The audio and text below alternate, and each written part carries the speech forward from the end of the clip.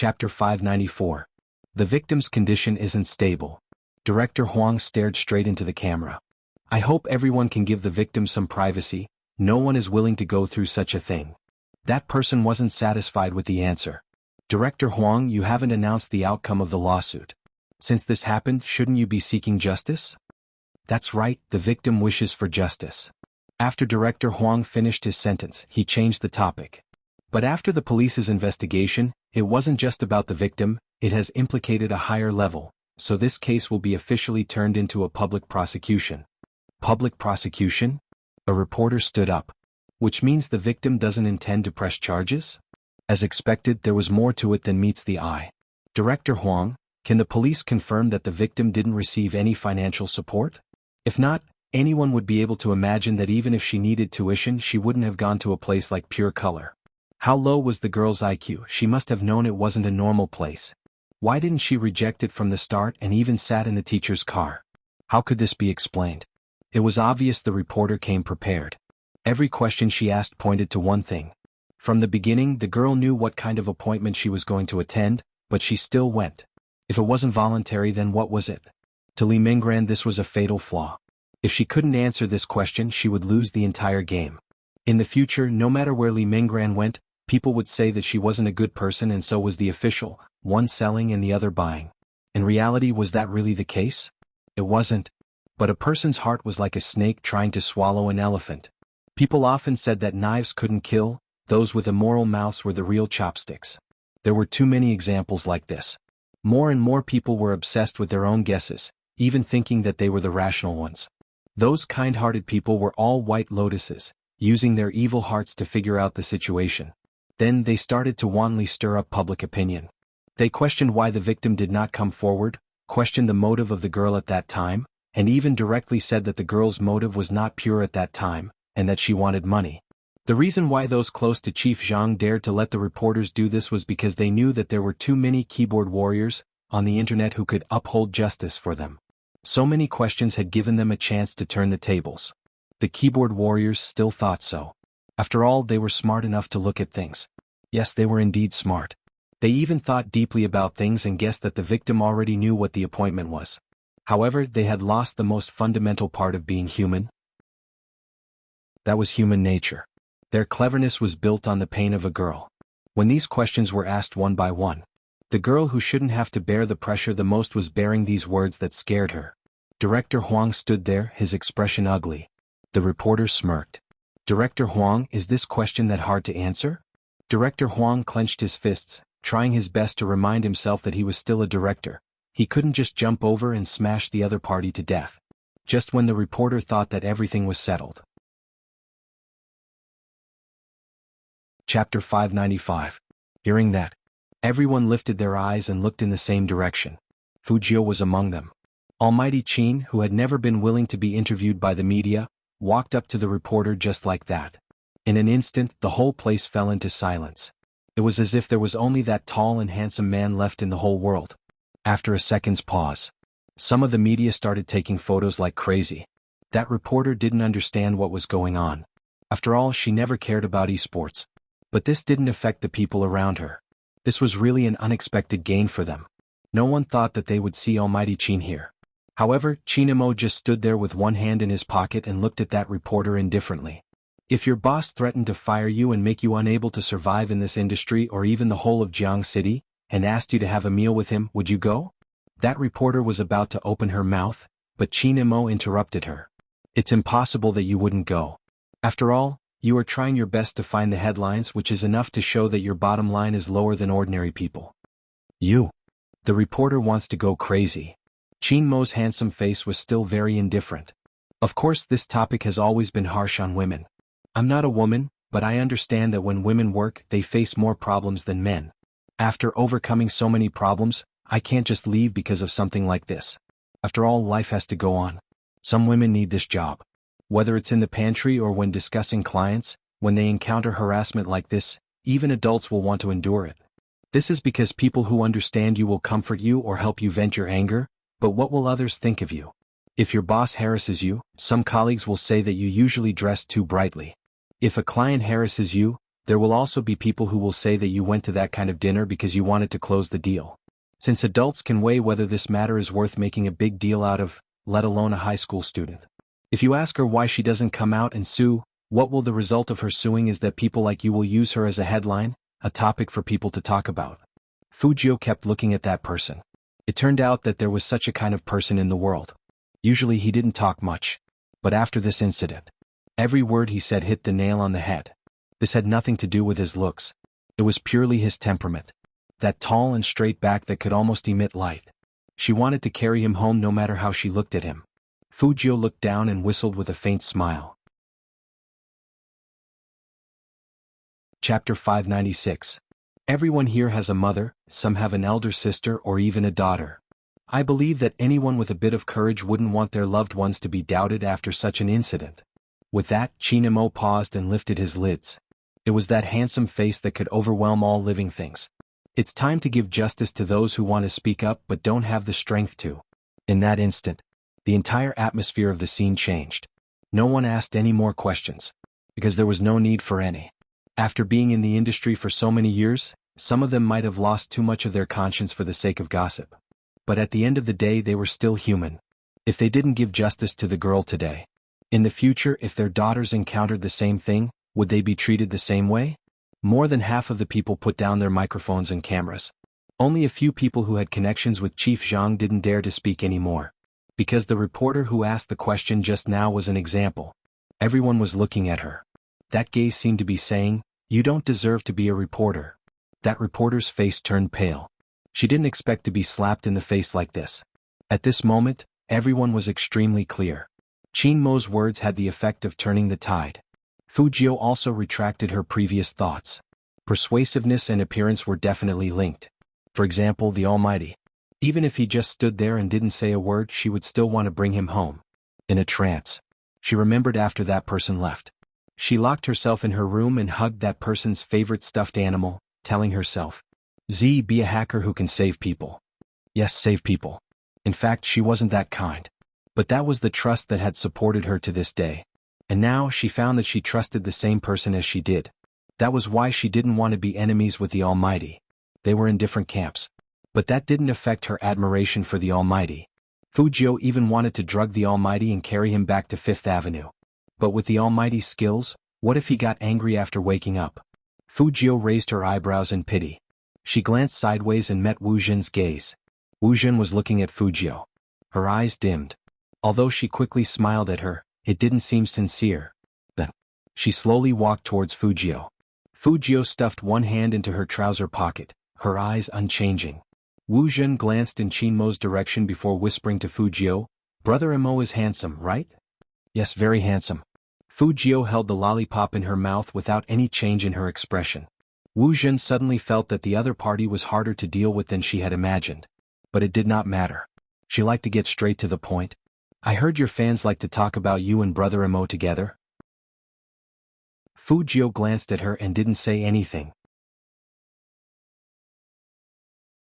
Chapter 597. Hearing that, Fujio smiled. He lifted his chin slowly, stuffing one hand into his pocket as he approached Wu Zhen. "Officer Wu, your advice is too late. I'm very interested in him now." All of a sudden, Wu Zhen's face stiffened. She looked at the youngster in front of her, and her eyes dimmed. This Fujio, did he not know who she was? That's a pity. Wu Zhen wasn't annoyed. "I originally wanted to get along well with Brother Mo's brothers, but now it seems difficult." Fujio unwrapped another lollipop and only gave him 2 words. "Up to you." Because of the youngster's attitude, Wu Zhen was even angrier. She clenched her fists. After all, no one had ever talked to her like that, and it was obvious that Fujio didn't know what was good for her. But she didn't continue, and instead, a faint smile appeared on her lips. It wasn't because of anything else, but because Qin Mo had finished speaking and was walking towards them. Wu Zhen had never interfered with his life in front of Qin Mo, and she had always been natural and unrestrained. For example, in high school, when she saw some victims getting close to Qin Mo because of a case, no matter how jealous she was, she wouldn't do anything in front of Qin Mo. Because Wu Zhen knew that once that person realized her thoughts, he would definitely be disgusted with her. Wu Zhen knew when to step back. After seeing Qin Mo, she immediately said, "Brother Mo, that Chief Zhang's lawyer is here. He's right behind us, do you want to meet him?" No need. Qin Mo's tone was indifferent, and he didn't even look at Wu Zhen. He reached out and pulled the youngster over, walking towards the deepest part of the room. There were many reporters behind the two of them. But Qin Mo didn't care. He lowered his voice and said slowly in Fu Jiu's ear, "Did you forget what I said again? Do you believe that I'll lock you up if you continue to flirt?" "Brother Mo, you've really wronged me this time." Fu Jiu laughed lightly. "I've never been interested in the police, especially someone like Miss Wu." Hearing that, Qin Mo raised his eyebrows, but he didn't let go of the youngster. Instead, he brought Fu Jiu into the interrogation room. Wu Zhen, who had been ignored, felt a sense of jealousy that she had never felt before. He was just taking advantage of the fact that he was a boy and a member of the Supreme Alliance, which made it easier for him to get close to that person. That was why he dared to speak to her like that. After all, Brother Mo wouldn't be so guarded against a boy. Wu Zhen narrowed her eyes. It seemed like she needed to investigate this Fu Jiu. She couldn't stand the fact that Brother Mo had such a scheming boy by his side. Meanwhile, Chief Zhang, who was sitting in the interrogation room, had already received news of his lawyer's arrival. This was undoubtedly good news. The appearance of the lawyer meant that the situation had been reversed. Chief Zhang still trusted his business partners. It was easy to make use of the public speculations to create public opinion. Even if Chief Zhang didn't step out, he could imagine that everyone's attention had already shifted from him to the girl. There would definitely be questions. In this way, the pressure on his side would be reduced. Perhaps in the end, he would only be judged for his style of work and demoted to repent. Chapter 598. That girl was even more confused. She had allowed him to sleep with her, no one would be at a disadvantage. But this was the way to resolve it. She was really looking for trouble. He had said that no one could control him, but she hadn't believed him. Now that girl had to pay the price for her insolence. Chief Zhang straightened his clothes. He had expected to see his lawyer when he opened the door again, but he hadn't expected to see him. Unexpectedly, it was the young Master Qin they had wanted to talk to when they first arrived in Jiang City. In the next second, Chief Zhang stood up. But before he could greet him, the policeman who followed him in locked his wrists. "What are you doing?" Chief Zhang's eyes narrowed at the sudden turn of events. Qin Mo stood there, his voice calm. "Of course we are bringing Chief Zhang to court." "Court?" Chief Zhang lifted his head abruptly. "I can go to court, but I have to meet my lawyer." Qin Mo glanced at him, tilting his head as he lit his cigarette. "If Chief Zhang wants to tell your lawyer that the girls you hurt took your money and willingly had sex with you, you don't have to go through this process. The live stream video and the police investigation have already confirmed Chief Zhang's crimes. It also proved that the victims didn't receive any benefits and were forced. You can try to defend yourself and tell the judge, but I'm not going to let you off the hook." When Chief Zhang heard this, his expression changed. No, that wasn't how things should be. The public opinion should have been directed. The police shouldn't have decided on his crimes so quickly. "I want to make a call." Chief Zhang shouted at the people beside him. The few policemen glanced at Qin Mo. Qin Mo arched a brow. "Chief Zhang, you want to call Chief Li? The disciplinary officer should be there by now. In half an hour, he will accompany you to the trial and explain how he helped you create public opinion to cover up your crimes." Chief Zhang had been full of confidence previously. But now he was paralyzed. As the head of the bureau, he knew very well that there was a fundamental difference between sex power transactions and controlling public opinion. The country couldn't tolerate the latter. Once he broke the law, no one could save him. No, he couldn't think that way. Nothing had been decided. He had instructed Tang how to give every child some benefits. As long as he bit down on this point, he would be able to survive. However, when the police produced the bill, not only was Chief Zhang dumbfounded, even his lawyer knew he was going to lose this case. Chief Zhang's wife was still trying to find connections, but she realized that none of the people she usually played cards with were picking up her calls. Not only that, even her maiden family had been targeted by the Discipline Inspection Department. She had no choice but to beg for help. A hot-blooded senior Red Army soldier even said, "Don't shoot this kind of bastard. It's not enough to vent our anger, and you're here to plead for him?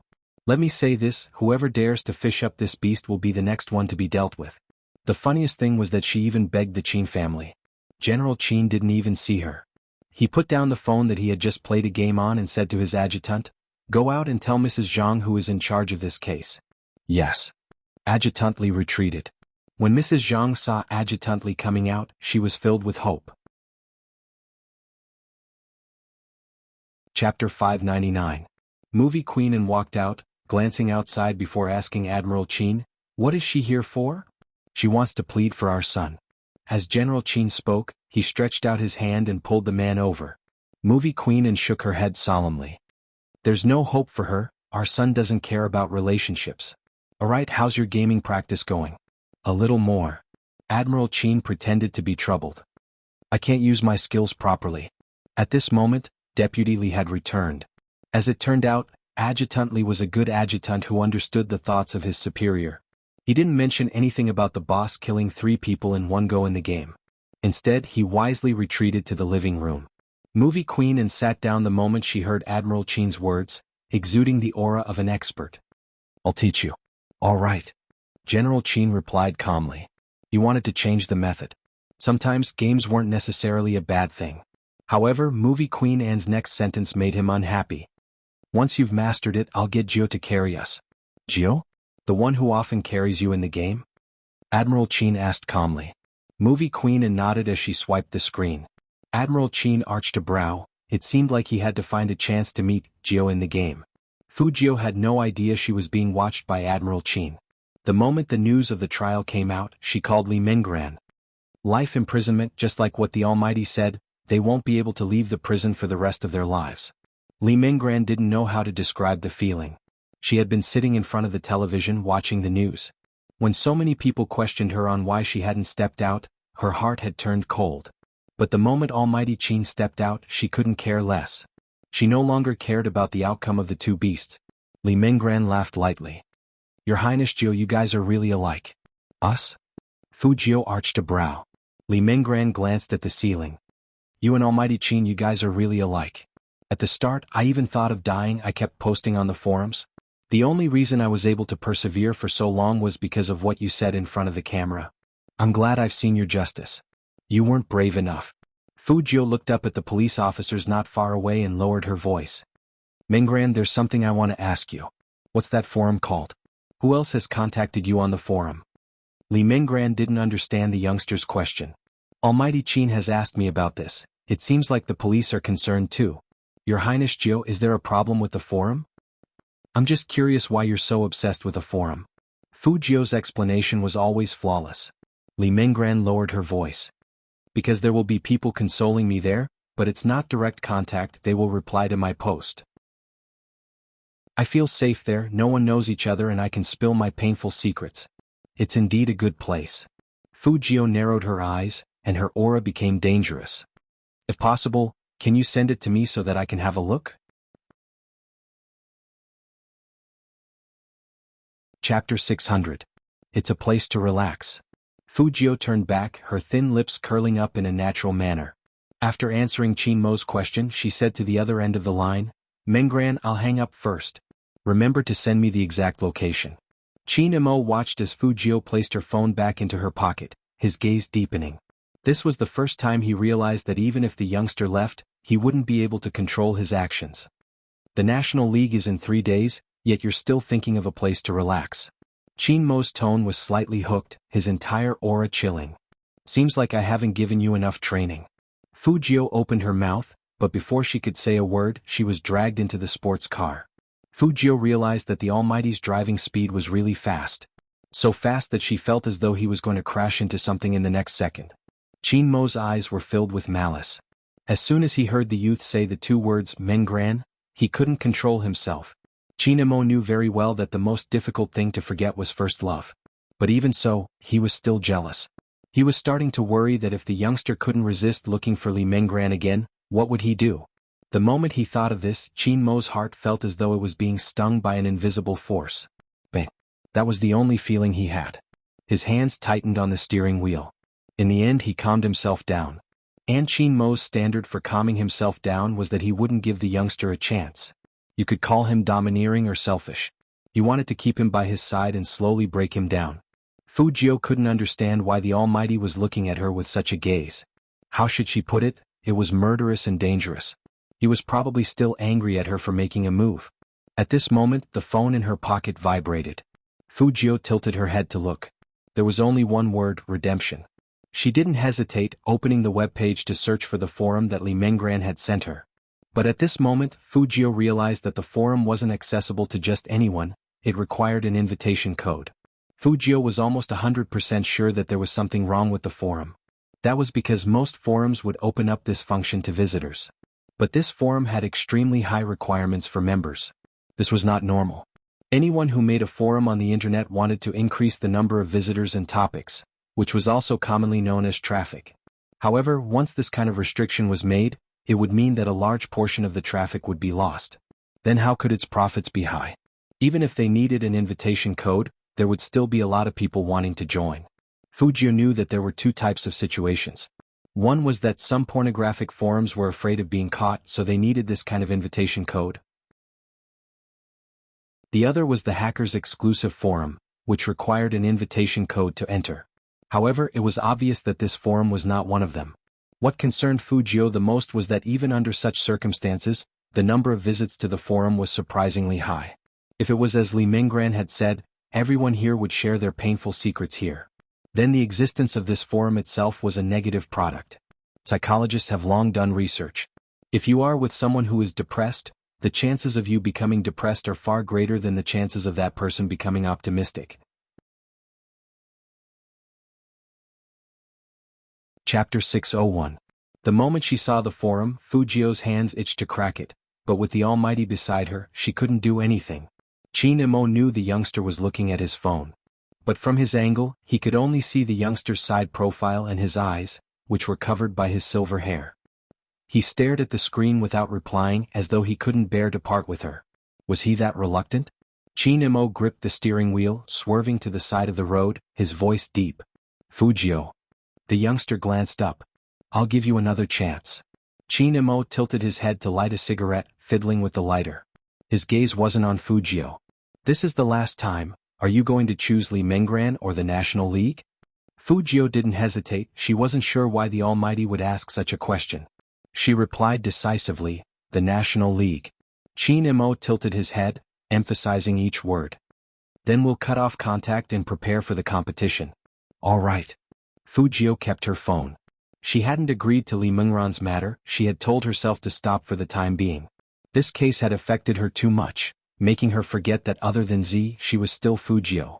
Fujio had friends and family, she had many responsibilities to bear, the most important of which was winning the National League.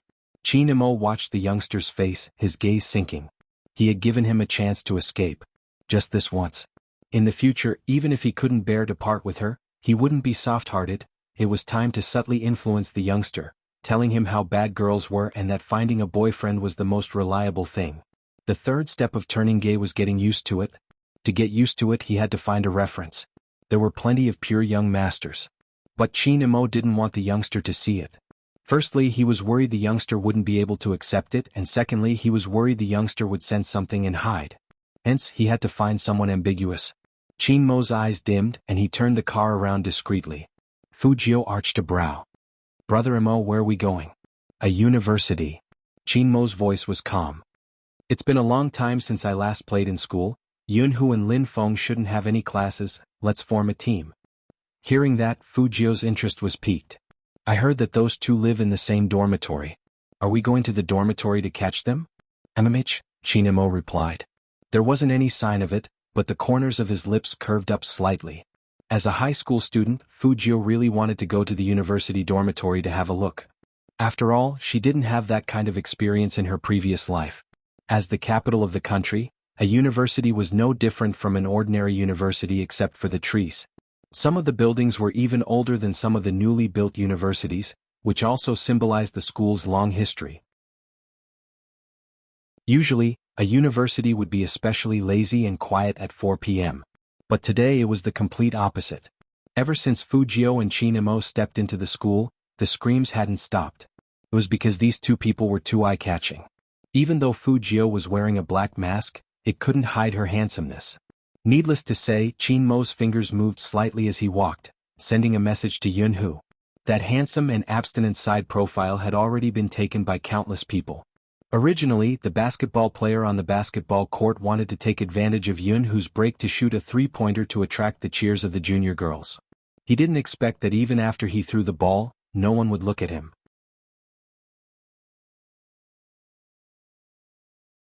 Chapter 602. The commotion caused wasn't small. Even Yun-Hu, who was drinking mineral water, glanced over. He wouldn't have known if he hadn't looked, but after that he understood why the crowd was so crazy. But it was strange. Why did Captain want to come to a university? The moment Yun-Hu stood up, the person behind him threw the basketball in his hand. "Young Master Yun, where are you going? Just say it if you're afraid." What he had said. Yun-Hu wasn't the only one who heard it. The surrounding audience could hear it too. Of course, that included Fujio and Chinemo. The two of them weren't seated. One was wearing a black mask while the other had a hand in his pocket. They stood there, tall and slender, arching their brows. The man didn't notice the subtle atmosphere. Instead, he took a step forward and pointed. "Since you chose to major in programming, you should be a good otaku. What's so great about playing games? Don't go around seducing girls just because you're handsome, understand?" Yun-Hu glanced back, looking at him. "I don't understand." "You." The person scoffed. "You won't listen to my advice? Then let's fight on the court." "What's the meaning of not going on the court?" Yun-Hu gave him a dumb *SS look, continuing to walk forward, as though he was saying that he didn't want to go on the court because he wasn't worthy. The person was infuriated, his eyes narrowing. "I think you only know how to follow behind Lin Feng. Are you having fun being gay?" With that, Yun-Hu placed his backpack down, his gaze icy. "What? You want to hit me?" The person slapped his face, inching closer to Yun-Hu. "Go ahead, if you hit me you can forget about attending the National League. You'll be happy even if you're banned, right? Pang." Before the person could finish his sentence. Then a basketball flew over from the audience's seats. It landed squarely on his knee. He was in so much pain that his face changed. He hugged his leg and screamed, "Damn it! Who is it?" As he spoke, he glanced in the direction of the basketball. The silver-haired youngster stood in the crowd, brushing his black mask, his gaze dark. "Sorry, my hand slipped." Ew. Ew. The person wanted to rush over. Another basketball flew over. This time it wasn't his leg that was hit, but his face. Bang. That person fell backward with a thud. The dizziness in front of his eyes was simply too much. His hand touched his nose, a red. Damn it. Who was it this time? The moment the man sat up, Yizichin looked at him. The main culprit, Chinemo, had already walked to his side. He said faintly, "My hand is slippery too. People who play games usually have slippery hands." You guys. That person was about to curse. Yun-Hu tugged his jacket. "Didn't you want to pick? Come on." The surrounding people knew that Yun-Hu was going to be angry today. Actually, Yun-Hu had already mentioned that he wouldn't be playing during this period of time because the National League was around the corner. He didn't want any accidents to happen to his hand. But today this person had obviously touched Yun-Hu's reverse scale. "Brother Hu, we can't do it." Since they were all from the programming department, they were really afraid that these sports students would do something. What's more, with their skills, how could they beat the other team? Softening before the battle even began. Yun-Hu frowned. Chapter 603. Yun-Hu's first reaction was to look at Chinemo. It wasn't a good time to do any sports, especially when the opponent was likely to play black ball. Feng Yi had been reminding them not to get into conflict with others in the heat of the moment. He could play alone and bring Little Spade. If something really happened, Supreme Alliance would lose two main players.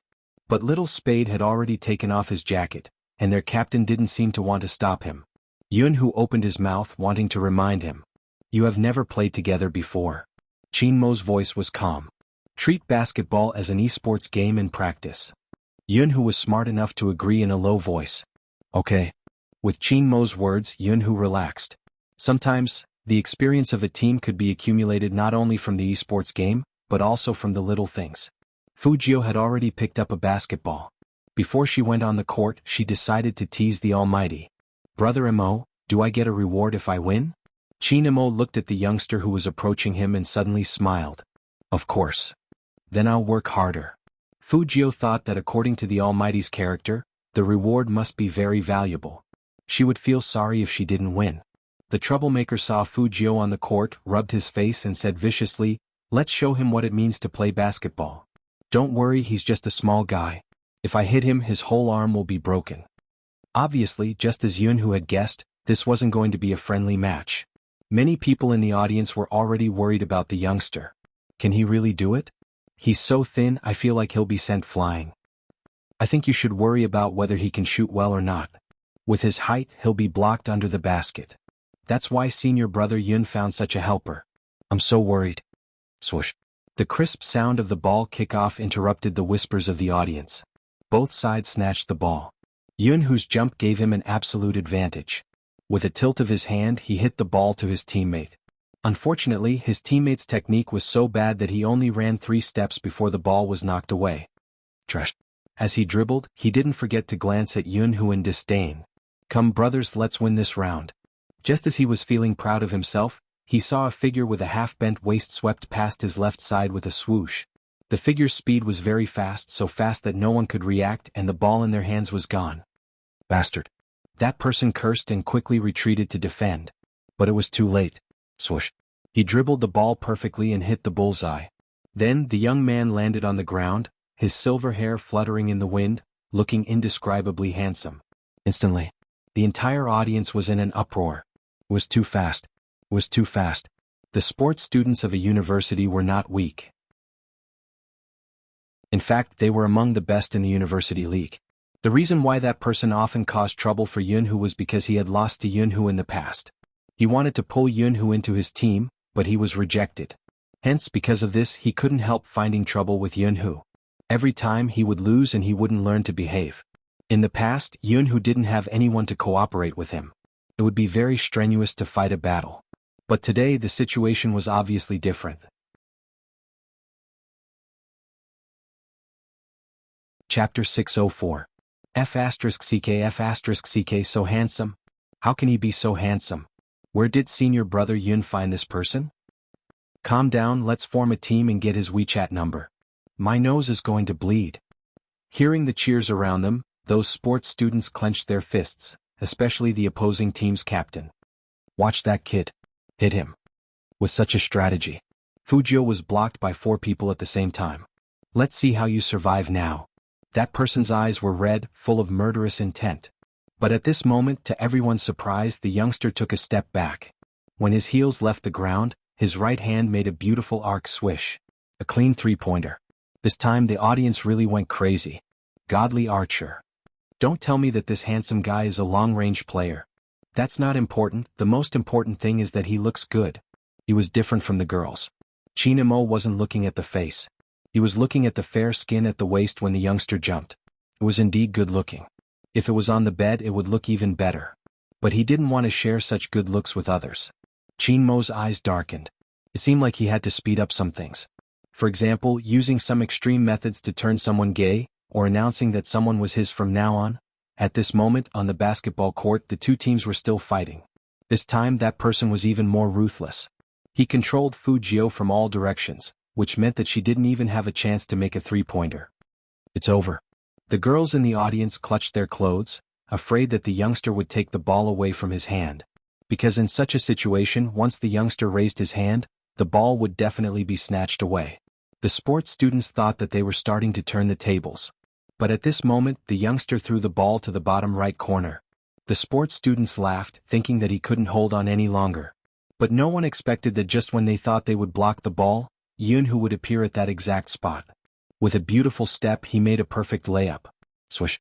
Another point. 3 consecutive wins. The sports students were really confused. They were so focused on guarding against the youngster that they forgot about Yun Hu. Soon they realized. It wasn't that they were confused. Instead, the 2 of them had actually figured out a way to team up in the previous match. While they were entangling this person, that person would follow them. In addition, the 2 of them had a lot of feints, so it was impossible to defend against them. Whoosh. As the last 3-pointer fell, the sports students had fallen behind by more than 20 points. Most importantly, the other side really only had those 2 players. The rest of the players were just passing the ball. Sometimes they would even lose the ball. In other words, they lost to the opponent in a 5v2? He had never been so humiliated before. The sports students looked at each other. In the end, they took their things and quickly left. On the other hand, Yun Hu wiped the sweat off his forehead. I didn't expect you to jump so high. That's nothing. Fujio wanted to be humble and admire her handsomeness. However, Chinamo walked over at this moment and said faintly, for a wall-jumping scholar, this is indeed nothing.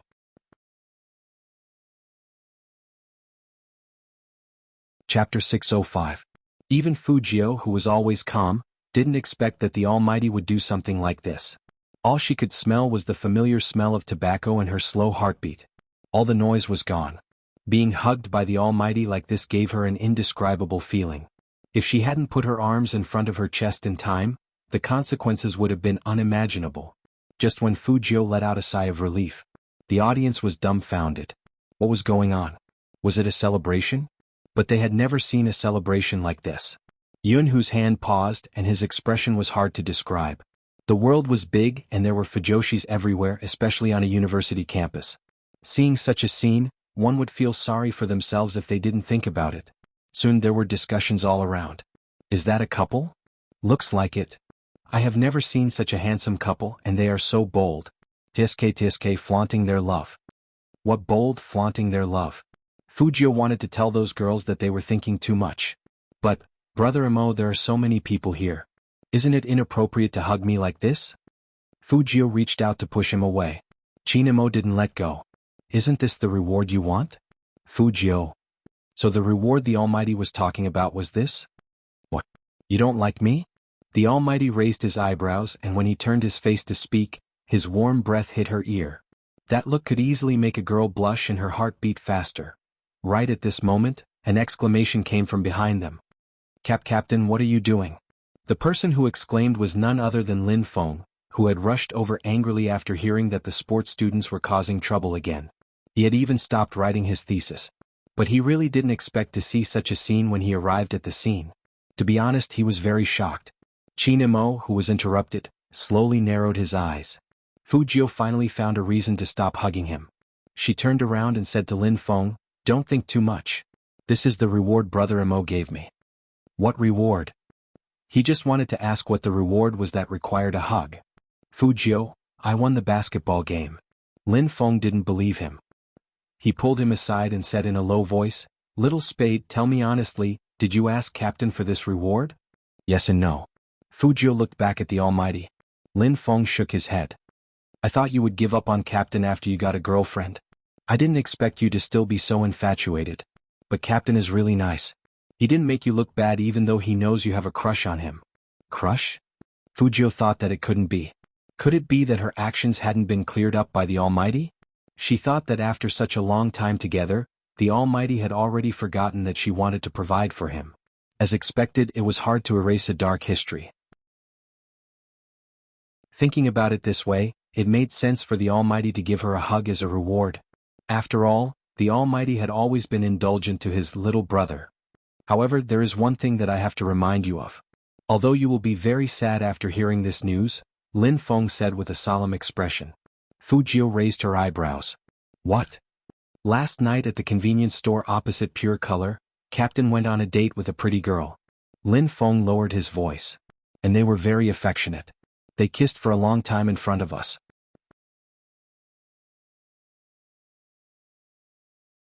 Chapter 606. She didn't want to talk, she just wanted to be alone. Lin Feng saw the young man's silent expression and thought that Fujio was disappointed, so he comforted him. Don't be too sad, it's good to find a girl to date. You don't have to worry about Captain. Fujio still didn't move. Lin Feng saw this and sighed deeply. When the girl I like falls in love with who, I feel the same way. I understand you. Fujio, but why are you and Captain here? After gossiping, Lin Feng remembered the serious matter. Finally, there was a normal question, so Fujio found her voice. It was Brother Mo's idea to play games with you and Senior Yunhu so that we can play together. Good idea. Lin Feng's eyes lit up. My head is swollen from writing my thesis. I didn't expect Captain to be so dedicated even though he has a girlfriend. Fujio heard this and paused. I don't think she is Brother Mo's girlfriend. He didn't introduce her to you like that, right? The Almighty just wanted to cover it up for her and accepted the kiss.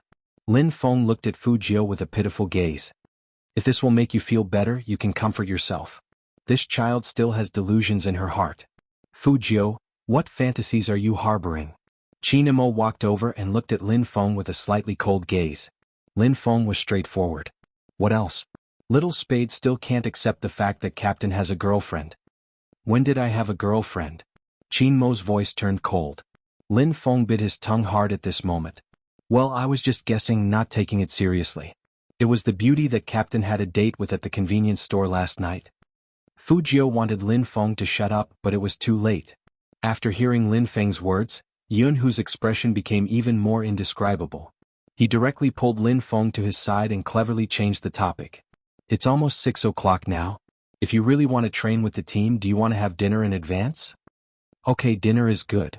As Lin Feng spoke, he didn't forget to nudge Yunhu with his shoulder. Good job, brother. Captain probably isn't willing to talk about what happened yesterday. Yunhu glanced at the person who was 3 centimeters shorter than him. His face was extremely good-looking, even his eyes were round like a tiger's. He thought to himself, forget it, it's better for this guy to be a little stupid. As he thought of this, he couldn't help but pat Lin Feng's head. For people with completely different styles together, his actions were so loving. This was simply giving benefits to Fujoshi's. The basketball court of a university could no longer hear anything other than the sweetness that surrounded their ears. Chinamo walked to Fujio's side and raised his eyebrows at the youngster. You can't accept me finding a girlfriend? Hearing this, Fujio felt that some things had to be explained. Otherwise, his dark history would never be washed away. Brother Mo, have you ever been at the age where you don't think before you do things, mistaking admiration for affection? Fujio opened her mouth, her eyes clear. Just like what I said before, keeping Brother Mo as my mistress was purely out of admiration. What I meant was...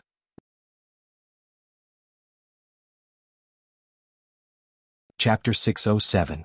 Student Gio subconsciously felt that this question wasn't easy to answer. If she answered yes, it would be hurtful. If she answered no, the Almighty would misunderstand that she still had feelings for him. Chinamo looked at the youngster's slightly silent side profile and said, forget it, you don't have to say any more. With that, Chinamo took a step forward, his fingers clenching uncontrollably. Perhaps this was the only way he could suppress the pain in his heart. He didn't want to hear someone's answer. As for the person Chinamo was talking about, he looked at the cold back view in front of him and subconsciously touched the bridge of his nose. Lin Feng, who was sensitive in certain aspects, leaned over and looked at the 2 strands of silver hair on the youngster's head. Little Spade, what did you just say? Why do I feel like Captain is a little angry with you? The youngster glanced back at Lin Feng and said slowly, if you ever mention anything about me having a crush on him in front of me and Brother Mo again, I'll post the photo of you cross-dressing to a university's Cheba forum. Lin Feng said, no, Little Spade, you can't vent your anger on your brother even if you are upset. Just say it, did you confess to Captain and get rejected by him? F***CK, the silver-haired youngster turned back and said, say it again, post the photo. Lin Feng, that's why men shouldn't cross-dress. Even Little Spade could threaten him, seriously. The 4 of them walked in the school one after another. The other 3 were quiet except for Lin Feng, who tried his best to persuade the youngster so that his photo wouldn't be sold. That's why one shouldn't easily offend a boy who failed to confess. The consequences were terrifying. I feel that the atmosphere isn't right. After entering the cafeteria, Lin Feng jumped to Yunhu's side and whispered, do you think I should comfort Little Spade again? Yunhu grabbed onto her swiftly. I don't need it. Why, this is the time to show our team's love. Lin Feng's eyes were round. Yunhu glanced at him. With your IQ, the more you comfort, the colder the atmosphere will be. My IQ, what's wrong with my IQ? Before Lin Feng could finish his sentence, Yunhu spoke up again. The cafeteria has braised pork ribs today, do you want some? Eat. As a foodie, Lin Feng was also qualified. Where is it? Go queue up, maybe some juniors will give you a portion. Let's order more and let Little Spade know that a university's food isn't any worse than #1 middle schools. Yunhu really wanted to ask how a university student could compete with a high school student on canteen food. However, looking at the rogue-like appearance of this guy in front of him, his mood couldn't help but improve. Someone who can make you smile for no reason. It's not your own brain. Just because you like this person too much. Compared to the former reason, Yunhu believed in the latter. Without hesitation, he pulled her wrist and walked to the queue on the east side. Almost instantly, the girls who were getting their meals all pinched the meal cards in their hands. He was definitely excited. After all, the scene in front of them was a blessing for them. Do you see that? God Yun's doting smile. I knew I was being fed dog food again. Holding my little boy's hand and eating, it's too sweet.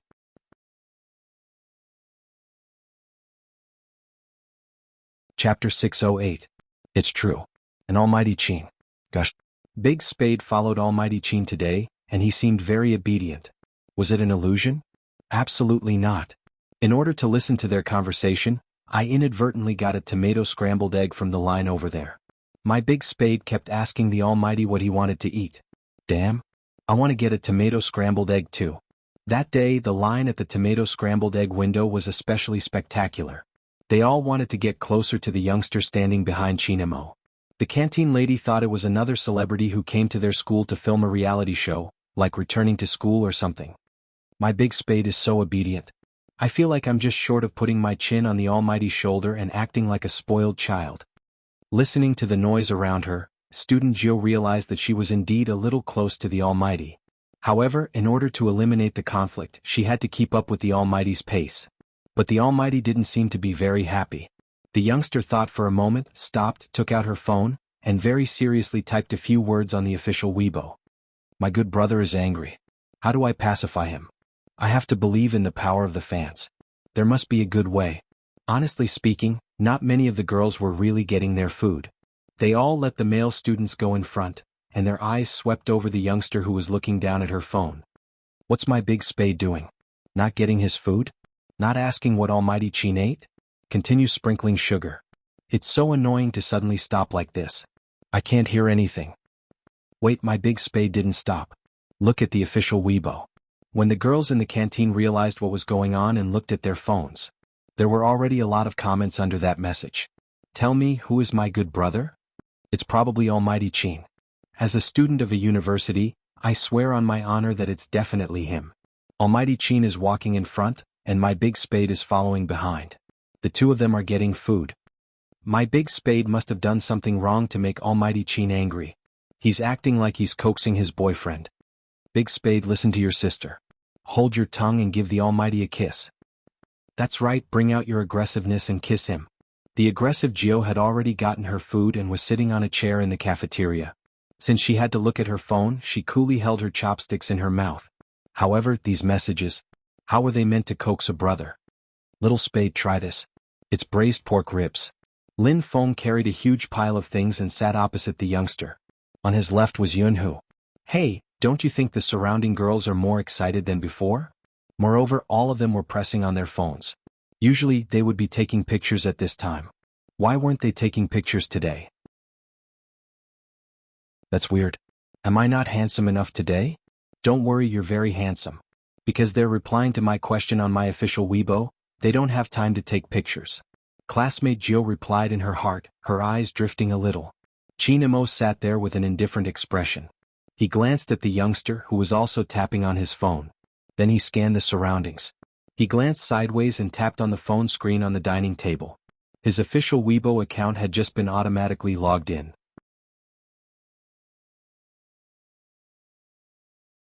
Chapter 609. Chinmo's fingers paused. He hadn't expected the youngster to post such a post. It seemed like a certain someone didn't completely disregard him. But, Chinmo lifted his lids and glanced at the fluffy head beside him. He dialed his phone to the side without a change in expression. He wasn't going to be a good brother. Why do I feel like there are more and more people watching us? Lin Feng dipped into the rice in his hands while giving Yunhu a look. Hurry up and eat before leaving. Mitch, Yunhu replied faintly. Give me a piece of pork ribs. Here. Lin Feng wanted to place the pork ribs on Yunhu's plate. What he didn't expect was that as soon as he raised his chopsticks, the other person leaned over and bit down on the ribs on his chopsticks. Lin Feng looked at the sharp face in front of him. Wasn't it too close? What's wrong?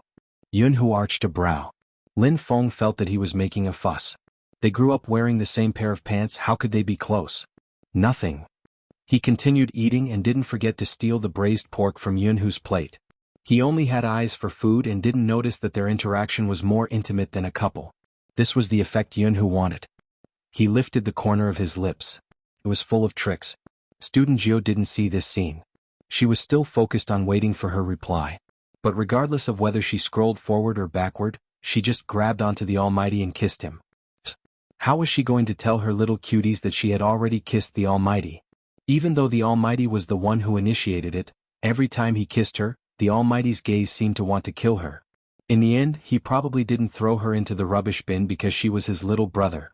It seemed like she could only think of a solution when they were playing games. As for the youngster's behavior of burying her head in food after putting down her phone, The surrounding girls expressed that even though she was cute, she didn't kiss the Almighty. She didn't seem sincere in coaxing him. Student Joe saw it and replied, "I'll coax him when there's no one else. I'm shy in front of so many people." Of course, Chin-mo saw the reply as well. He arched a brow. She would be shy in front of so many people, right? Then he would wait until there was no one around and see how this guy would coax him. As soon as he put down the phone, the screen lit up and vibrated. At a table, 4 people looked in that direction. The caller ID was from Director Huang. That police chief? What was he looking for the captain for? This was Lin Feng's first reaction. Yunhu was different from him. He had already vaguely known some things, but he continued to eat in silence. Hey! Chin-mo stood up, one hand holding onto his phone, the other shoved into his pocket as he strolled into a corner.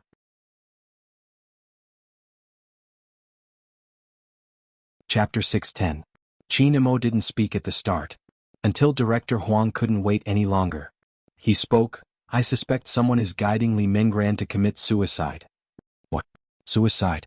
Director Huang bolted upright. What does that mean? Isn't it a sexual assault case? Why is it suicide? Chin-mo tilted his handsome face. Have you seen the contents of the forum? Director Huang frowned. Speaking of which, it isn't easy to enter the forum, it requires an invitation code. If you hadn't gotten Fatty's help, it would have taken some time. Chin-mo lowered his gaze. I'm asking about the content. The content is simple. Director Huang paused. It's a normal topic but it makes me uncomfortable. Chin-mo's voice was calm. According to Li Mengran's description, everyone there is complaining about their pain and dissatisfaction. A psychological research conducted by Yale University found that bad emotions are like a cold, they can spread rapidly through the telepathy between people. Once a person comes here they won't be healed, instead they will go to extremes. Psychological guidance can easily make people lose faith in the world. The maiden's sacrifice has 2 meanings, one is Li Mengran's ID and the other is a prediction of suicide. But due to certain reasons, Li Mengran gave up on the idea of suicide and chose to resist. What was the reason? Director Huang stilled, he had never expected the situation to be so complicated. Chin-mo's gaze deepened. For example, a sudden confession. Director Huang paused for a few seconds. Are you serious? Chin-mo remained silent. Director Huang started to panic. Hurry up and get the person who confessed to her to coax her, what if she takes it too hard? Chin-mo tightened his grip, his voice sinking. She's fine now, what's the point of coaxing her? Inexplicably, the phone in Director Huang's hand turned cold. It must be his imagination. All right, as long as she's fine. Director Huang didn't have high expectations. To him it was a good thing that no lives were lost. Should we follow the clues and continue searching for Z? Alright, speaking of Z, I have some good news. In recent years, our key case investigation unit has been cooperating with the Investigation Bureau. The information that we couldn't find back then has been verified.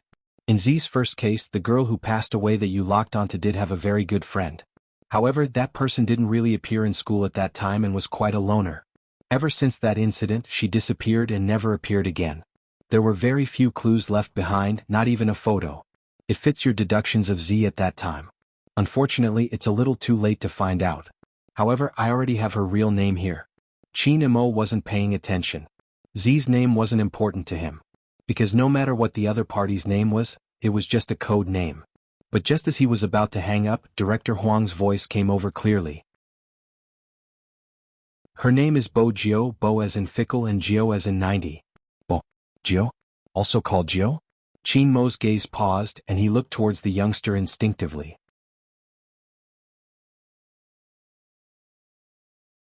Chapter 611. But at this moment, classmate Jio didn't reply to the message.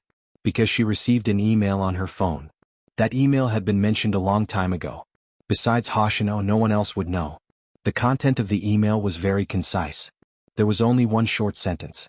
The police have already found your information when you were in school. They should know your real name by now. Be careful. The last sentence was what Hoshino wanted to tell Z the most. Until now, Z hadn't told him where she was. It was probably because the time wasn't right. But Hoshino had already sensed that something was amiss. Why would the police suddenly start investigating Z's whereabouts? And this time, it was so aggressive that they couldn't guard against it. It wasn't like before. He was worried that something would happen to that person. Vice Captain. A youngster at the side nudged Hoshino's arm. The host is asking you who were you texting with? You were so engrossed. Hoshino laughed. His professional uniform made him look like a Star Trek commander. If I say it's someone I have a crush on, will I lose fans? Someone you like. It wasn't just the host, even the youngster's eyes widened. What kind of joke was that? Besides sleeping, Vice Captain was a handsome otaku who only knew how to play games and stretch. How could he have a crush on someone? Almighty Hoshino, you sure know how to joke. The host thought he was joking. After all, how could such a man have a crush on someone? The moment he asked, the other party would agree. Alright, in case Almighty Hoshino doesn't answer the question properly, let's ask about esports. The host passed the microphone over. Our national competition has started. The champions of the 12 countries will be competing. Almighty Hoshino, which team from our country left the deepest impression on you? Hoshino didn't need to answer such a question. The youngster beside her laughed. Babe, we have only competed with Xiangnan, we haven't interacted with the other teams yet. Let's wait for the next time before commenting.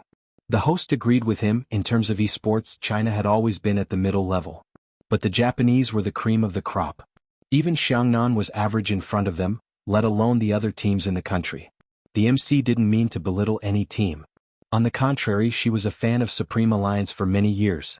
When she heard his reply, she even wanted to say that there was a team that could have defeated the Japanese team. It was just that Almighty Chin's whereabouts were unknown at that time, and when he returned, he was injured. She still remembered the appearance of that person at his peak. He took on 5 people by himself, and even after the team was wiped out, he could still return to the city with low health. He was as fierce as the wind. But now, she was worried that Almighty Chin's hand hadn't fully recovered. Otherwise, Almighty Chin wouldn't have been using support attacks all this time. The second hand moved bit by bit. At the same time, in a university's cafeteria, after the youngster finished reading the email, he knew very well that the police had found out his real name because the Almighty was behind all this. In other words, it was very likely that the Almighty had already obtained all of her information. That was right. Bojio. This was the real her. She was born in the darkness. It was time to use her real name again. The youth raised his head, his eyes dark to the extreme. Because that was the only way she could be complete. It was neither completely black nor completely white. Zero with the name of Z.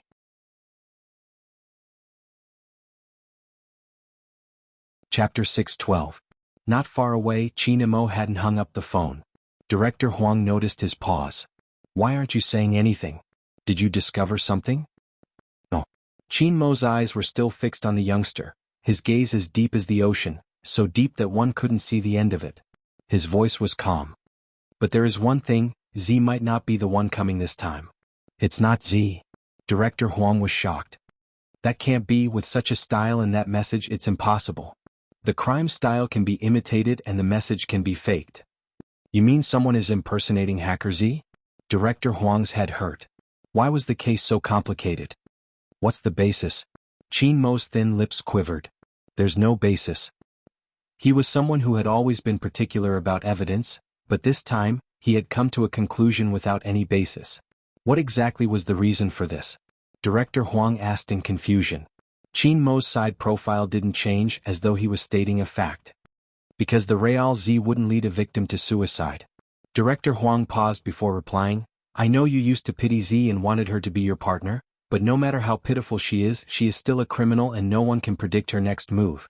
Even you have said that some people aren't originally devils, but after coming into contact with the dark side for a long time, they will turn into a devil. The last time you fought was 3 years ago. You were still in your 3rd year of high school then. In 3 years you have changed and perhaps she has changed as well. Qin Imo remained silent. Director Huang sighed. Since you are so insistent, we will investigate further. We really need you this time. That kind of forum can't exist anymore. It wasn't scary to see the real culprit, it was to use a forum and words to induce someone to commit suicide. Moreover, he had seen some posts on the forum. Some of them had even turned violent, threatening to let everyone around them die and so on. Hence, regardless of who the culprit was, they had to find the culprit as soon as possible. As for whether this person is impersonating Z, it isn't important to this case. That was Director Huang's opinion. Qin Imo paused, his voice faint. No, it's very important. If the other party is really an imposter, we have to investigate why he impersonated Z. Every action of the criminal is related to the criminal himself. This is common knowledge in criminal psychology. Director Huang. This kid. Was he saying he had no common sense? Z. After saying this name, Qin Mo paused slightly before continuing. How old were you then? Is this also common knowledge in criminal psychology? Director Huang flipped through the documents. Same age as you, 18 years old, Gemini, born on June 6th. Other than these, there's nothing else. 3 years ago he was 18. The young man in front of him was only 17 years old. Their ages didn't match. His family background matched as well. Even though Z was Chinese, he lived in the Fifth Avenue. The youth was in Jiang City. But Qin Mo couldn't explain that feeling. When this man first appeared, he felt a chill run down his spine.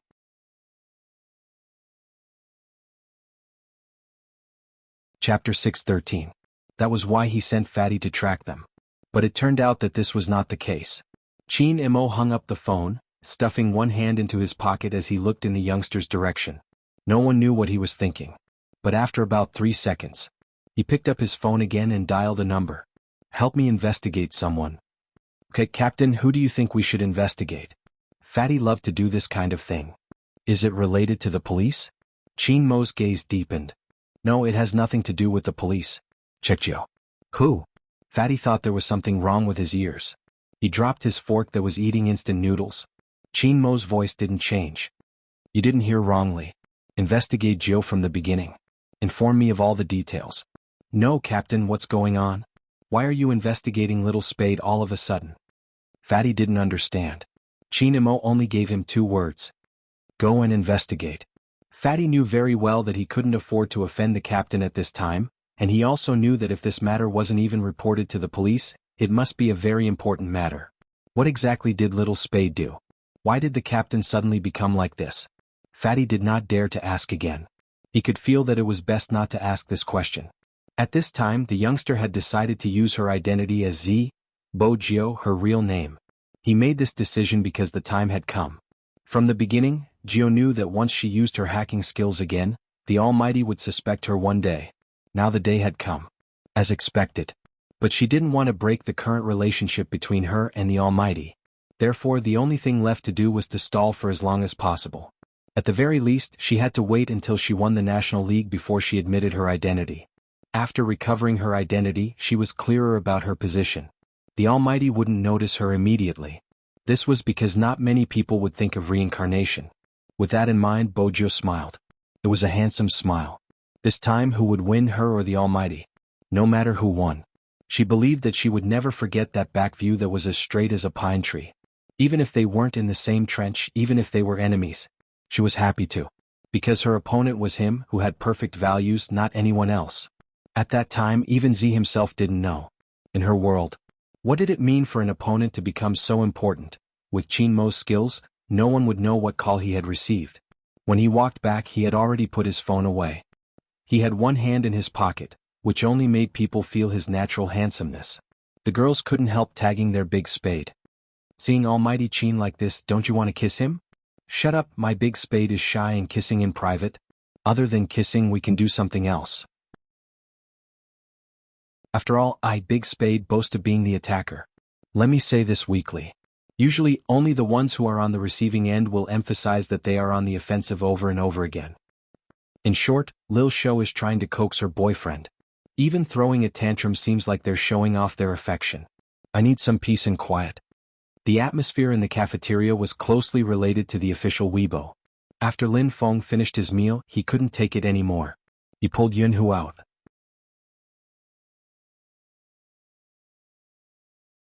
Chapter 6:14. The 4 of them left the cafeteria and went to the internet cafe near the school. It was rare to see such a good-looking combination. Even the cashier couldn't help but look up at the 4 of them. They were both men, but why was he so ugly to look at? Fortunately, the cashier didn't play hero, so he didn't know them. Otherwise, they would have been surrounded the moment they entered. Due to the development of a mobile version of Hero, more and more people were familiar with this game. From office workers to primary school students, they really formed a group to hate him together. As a student, especially a computer science student, he had an extraordinary passion for esports. Hence, there were many Supreme Alliance fans in the internet cafes near a university. Under normal circumstances, Bo Jio would either be biting on a lollipop or wearing her black mask. This child was not afraid of being recognized.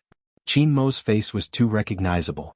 Thus, the four of them found an inconspicuous spot and sat in a row. Such a scene could only be felt by those who had been to an internet cafe. How should I put it? Because it was a team battle, there was an indescribable coolness to it. Holy sh*t, come and look. What is it? The video of Almighty Qin returning to the city with low HP after a 1v5. That's right. Every large internet cafe would broadcast the esports competitions on the big screens on the weekends. Qin Mo's match was the most popular. If you want to know why it is popular, just play a game. In the 1v5, when he had killed 3 of the opponents, he had been at critical health. He had thought that the Almighty would be killed in the next second. However, he actually entered the bushes, shifted his position, turned around, and used a big move to kill the one in front. Then he recovered his health, shifted again, and continued to kill. Quintuple kill, team wipe. That kind of operation, even if it was replayed, would still make people burn with excitement. Handsome. The one and only male idol doesn't need to explain. I just want to know how Almighty Qin did it. I also play the hero that Almighty Qin plays. Don't you think that the hero you play is very ordinary? Any champion in Almighty Qin's hands is like a cheat code. He can move his position accurately. You have to get used to it. At this moment, these people didn't know that Qin Mo was here. If they knew, they would go crazy. Bojio was watching the video as well. When she reached the last point, she frowned. It isn't an issue of positioning. Little Spade is smart. As Lin Feng moved the mouse, he didn't forget to speak into his earpiece. Ordinary people can't tell. At that time, I also thought it was a problem with the positioning. Later, I heard from the captain that he had calculated everything beforehand. He used geometric formulas to calculate. What a crazy genius. Bojio turned towards the Almighty, who was seated beside her. That person was wearing headphones and had a cigarette between his lips. Even when he was playing games, he looked very abstinent. When he saw the young man, he looked at him again. Qin Mo removed his headphones and looked into the youngster's eyes. Sitting together, the two of them were much closer than usual. Everyone knew about the chairs in internet cafes. Basically, their arms were touching each other. Moreover, Qin Mo was in this position. Their auras seemed to be able to blend together. They were so close that it was a little ambiguous. However, this was not the main point. The key was the Almighty's words.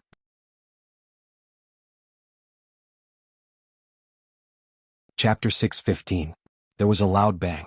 Bojio only had one thought in her mind: she deserved it.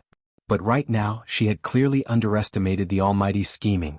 Since you're so aggressive, you shouldn't still be shy, right? Qin Mo arched a brow. Bojio. Was this the price of being caught posting on Weibo? Fortunately, at this moment, Lin Feng shouted, "Captain, the middle lane." Qin Mo frowned, putting his earpiece back. His left hand gripped the mouse and he turned invisible, gliding across the field, heading straight for the middle lane. He returned with a big move, crossing the tower. The opponent hadn't expected him to appear so suddenly. It was too late to kill him. On the other hand, one of his teammates had wanted to use the opportunity to chase the Almighty to the bottom of the tower, but he was instantly killed by the Almighty. Unexpectedly, the Almighty jumped and bounced back. 3 skills were critical hits. That person was instantly stunned. Lin Feng went forward, crouching with a big move. Double kill. Awesome. Captain, continue. It was said that Hero was a game that emphasized teamwork. What would it feel like to have a godlike assassin? It felt like killing all the way to the end. Pushing down the tower wasn't a big deal, they wanted to kill. Bojio was taken aback by the Almighty's playing style. It was one thing to watch him play on the screen, but it was another to watch him move the mouse with her own eyes. Anyway, the Almighty could take on an entire team. Hence, Bojio didn't leave the city. She held her chin mischievously, glancing sideways at Qin Mo while asking, "Brother Mo, have you never lost before?" Not only has he never lost, but he has also never died in the game. Lin Feng replied to the youngster, "Little Spade, why aren't you moving?" Bojio smiled faintly. "If I move, it won't be fair to the opponent. You and the Almighty can have a 2v5. The moment she finished her sentence, the person on the other side who was killed seemed to be very unconvinced.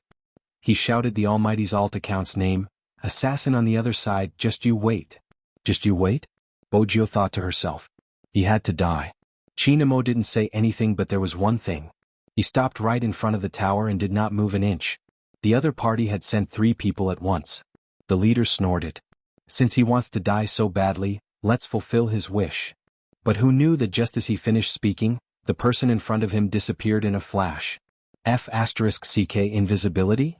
Before he could finish his sentence, A silver light pierced through his back and went straight for his vitals. This was the first move, the second was a deceleration critical strike, and the third was a retreat. All that could be heard was the sound of a KO. If one were to describe the Almighty's technique in one sentence, it would be that he could kill a person within 10 steps without leaving a trace. Most importantly, he only killed that person and didn't touch anyone else. From then on, he only caught that person. After killing the opponent 3 times, that person was so scared that he didn't even dare to leave the city. This was destined to be a loss. The other party's city protecting crystal was gone. However, some people were just stubborn. Haha, you're awesome, you're awesome. If you have the ability, come to the city and kill me. As soon as he said this, Bojio saw the Almighty move. First, he went invisible. Then he sprinted. Without anyone noticing, he used a big move, forcefully killing someone under the crystal. The other party's teammates would definitely surround the Almighty.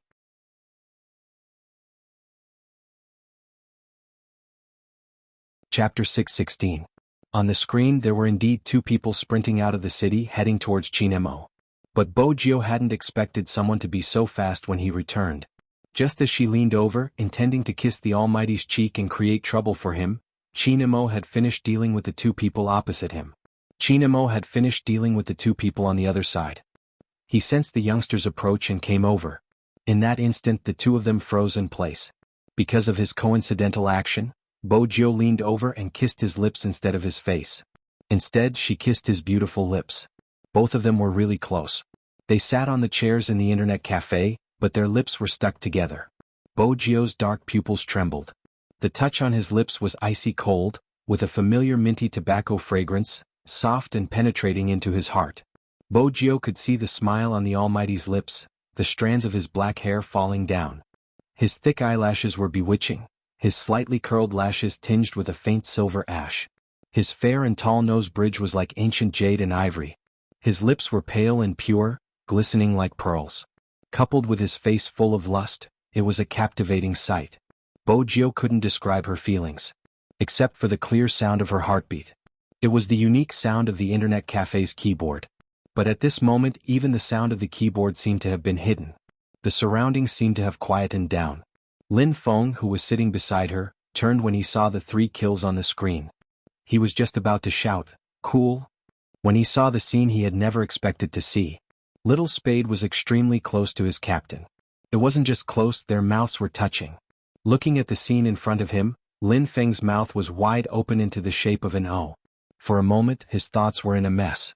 How could he have the time to care about his own game? He just sat there dumbfounded. He even forgot to move his mouse. He was petrified. And from the looks of it, Little Spade was the one who initiated it? What did Little Spade mean? Was he so upset that his captain had a girlfriend that he couldn't take it anymore and decided to make a move on him? Honestly, as someone who was often heartbroken, Lin Feng could understand the youngster's actions. But Little Spade, did it ever cross your mind that Captain would destroy you if you treated him this way? In Hero, the other party wasn't aware of the situation. When they saw the expert who had killed the 3 of them suddenly standing there motionlessly, they thought it was a trap. Hence, he had shot an arrow from afar. When there wasn't any reaction, he had hurried over and started shooting randomly at Chinemo. Finally, he had killed him. The sound of death came from the game, causing Bojio to retract herself. Chinemo continued to stare at the youngster. He didn't kill her like Lin Feng had said. Instead, his gaze deepened, glinting with an unfathomable glint. His brows were arched as though he was waiting for her to give him. This was the first time since the game. Bojio mows to kill him. Chapter 6:17. After that, both of them didn't move. In the noisy internet cafe, they sat shoulder to shoulder, looking at each other in the corner. Just as Chinemo had said, no one saw what the youngster did. Everyone was playing, clamoring for the top lane or the jungles. Only Lin Feng saw it. But that was why Lin Feng was even more shocked. Captain was actually kissed by Little Spade. He was kissed just like that. He wasn't angry, he wasn't angry. The music in the game was still blaring. The opponent was attacking. 5 of them were playing, but 4 of them didn't leave the city. Yun, who reached out to tap his earpiece, his eyes still on the screen. Feng, go to the top lane to catch them. No one replied? Yun, who glanced over, asking Lin Feng, why aren't you moving? Lin Feng grabbed Yun, who and gestured for him to keep quiet. He lowered his voice and said, "Let me have some peace first. Ooh, do you know what I saw just now?" Little Spade leaned over and forcefully kissed Captain. If Lin Feng had said this in the past, Yunhu would definitely have believed him. But now Yunhu didn't think so. Because the captain he knew wouldn't allow anyone to forcefully kiss him if he wasn't willing. Besides, Yunhu was still suspecting that the girl in the convenience store was Little Spade. And recently, Captain's attitude towards Little Spade. He had never seen Captain being so indulgent towards anyone. Even though Captain had said that Little Spade was his younger brother, no one had ever treated his younger brother in such a manner. Hence, when Lin Feng started to speak again, Yunhu pressed him down and turned to look over. At this moment, Qin Mo's gaze hadn't left the youngster. Bo Jio had a serious expression, looking a little annoyed. "Brother Mo, believe me, this is just a coincidence." Qin Mo glanced at the youngster, placing down the mouse in his right hand. He asked slowly, "The confession is a coincidence, saying that he wants to keep me is a coincidence, wanting to sleep with me is a coincidence, and now he's leaning over to kiss me is also a coincidence. Is this the explanation of a wall-jumping scholar?" Lin Feng gave the youngster a stern look. "Little Spade, stop being so stubborn. Is it that hard to admit that you like Captain? It's up to you whether you admit it or not. Everything you've done is enough to prove that you love our Captain to the extreme. You even dared to force a kiss in an internet cafe. I admire you." Bo Jio felt that she wouldn't be able to clear her name after the Almighty's words. She could predict the future just by looking at Lin Feng's eyes. Did this matter have to be so depressing? The Almighty in the game was indeed dead. But the price she had to pay was a little too high. Looking at the youngster's slightly depressed face, Qin Mo knew that it was just like what the youngster had said, it was just an accident. But the more he thought about it, the deeper Qin Mo's gaze became. The last thing he wanted to see was the young man wanting to explain himself and draw a line with him after kissing him.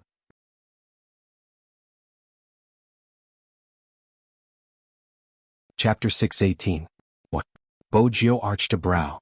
What else could she do? A kiss was a kiss. She couldn't let the Almighty kiss her again. Qin Mo lowered his breath.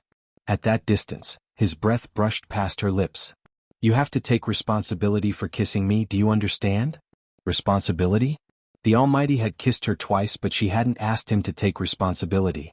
She had only kissed him once and he was asking her to take responsibility?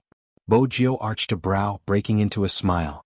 "If Brother Mo doesn't mind, I can bring him home." When Lin Feng heard this, he covered his face. "Little Spade, you still haven't changed your evil intentions towards Captain." Bo Jio admitted her intentions since the Almighty wouldn't agree to it. But who knew that the Almighty's thoughts would always be like the weather forecast, never accurate? "Sure." Two calm words, his voice filled with a familiar magnetism. It wasn't just Lin Feng, even Yunhu turned over when he heard the reply. The player was still hooting. "The opposing team must be stunned. This is our true ability, we were just letting you guys have your way." It was probably because his voice had affected the atmosphere at the moment. Qin Mo glanced over, grabbing onto the mouse once more.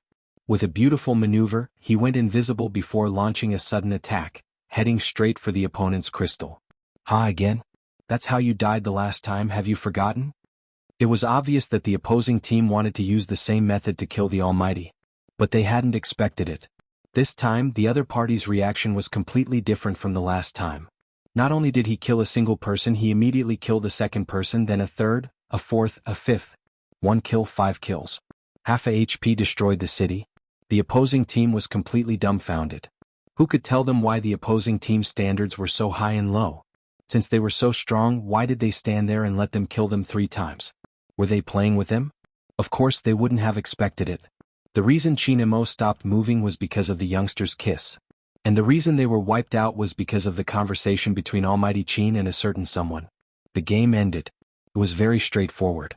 Qin Mo reached for his jacket and glanced at her, his lips lifting into a devilish smile. "Let's find a secluded place to talk about bringing me home. After all." Qin Mo paused, his voice slowing. "You will be embarrassed in front of so many people." Bo Jio, the Almighty's hobby was to use her words to shut her up. In the end, this was a trap from the very beginning. Furthermore, it was a huge pit that was extremely difficult to fill. Qin Mo didn't say anything else, he reached out to grab her wrist, wanting to drag her out. Suddenly, an image appeared on the big screen in the center of the internet cafe. It was none other than an esports host interviewing the Japanese team. The Japanese were the strongest team in Asia. If Xiangnan was said to be China's ever-victorious team, in that case the Japanese would be a winning team in the international arena. In the past 10 years, Dongying had never lost a single battle.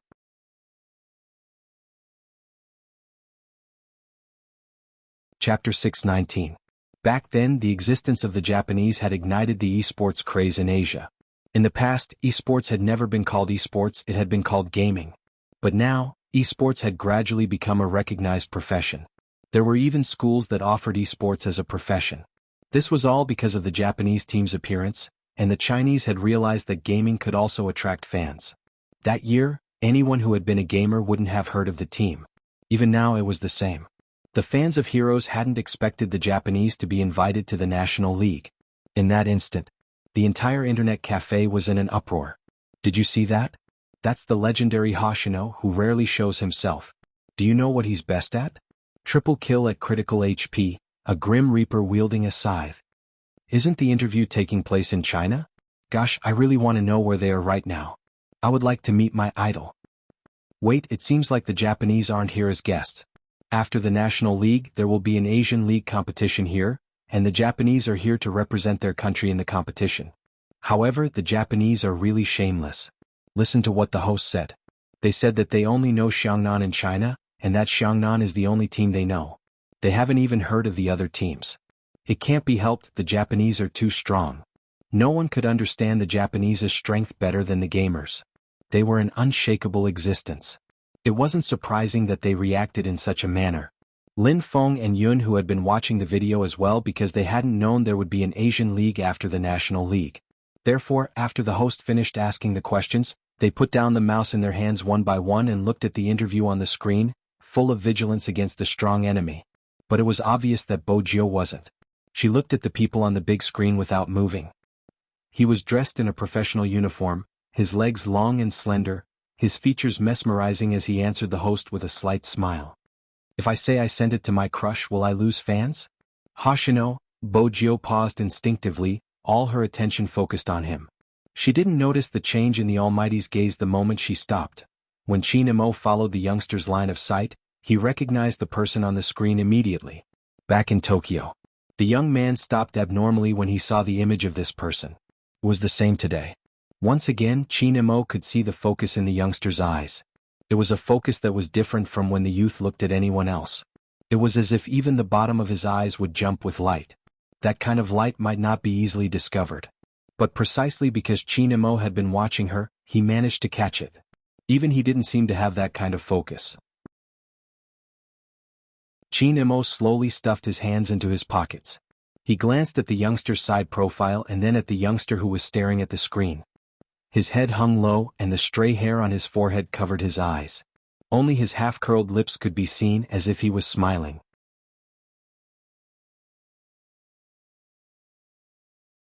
Chapter 620. This should be the first time the Japanese have made such a high-profile appearance. I didn't expect them to be so good-looking. Lin Feng stood up, walking towards them. I wonder if there will be any arrangements for the competition. Qin Mo remained silent. Yun Hu glanced at him. Regardless, we just have to do our best. Of course. Lin Feng chuckled, turning towards the youngster.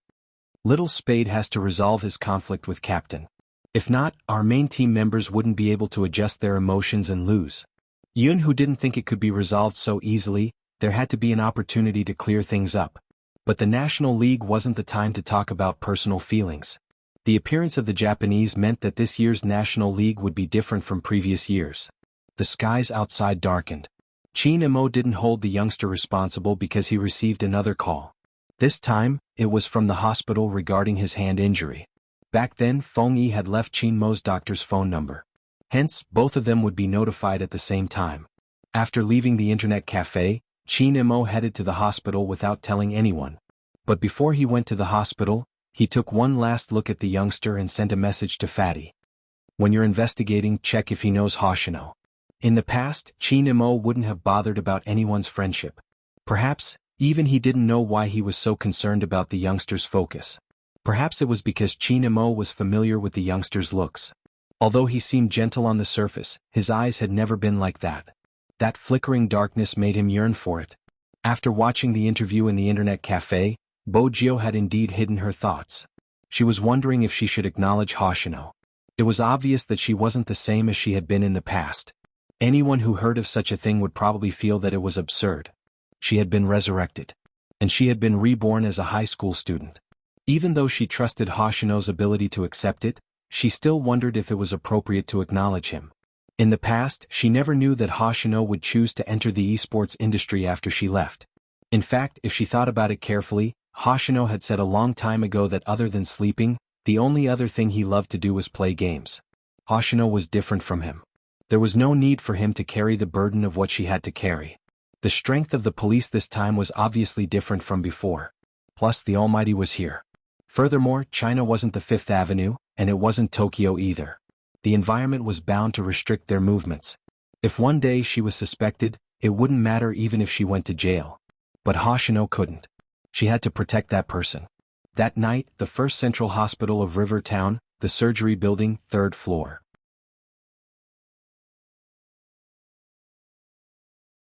Chapter 621. I have to compete. After listening to the attending physician's words, Chinemo reached out and unrolled his half-rolled sleeves. The attending physician shook his head at his indifferent and handsome side profile. That was what Feng Yi heard when he arrived. His smiling eyes lost the light they had when he arrived. The last time he asked, Almighty Qin told him not to worry about his hand injury, so he thought it was already healed. But now that he thought about it, if he had recovered a long time ago, the attending physician wouldn't have asked him to pay more attention at that time. Feng Yi tightened his grip on the door handle and pushed it open. He ignored Qin Mo's gaze and focused on the attending physician. Dr. Liu, I will let him rest according to what you said. Can you tell me how long he needs to rest? At least 3 months. 3 months. Feng Yi knew what this meant. The entire National League was only 20 days long. 3 months meant that Almighty Qin had to give up this year's competition. Seeing this, the attending physician paused for a moment before continuing. Of course, if you were to make a trip to America and ask the experts there, you might be able to save some time. They have a way to stabilize it, but even so, you'll still need at least a month of rest. The nerves in the hand are very sensitive. In addition to your profession, the more intense the competition, the more flexible the fingers and the strength of the wrist are required. His hand might not be able to withstand such a huge amount of pressure if he's concentrated for a long period of time.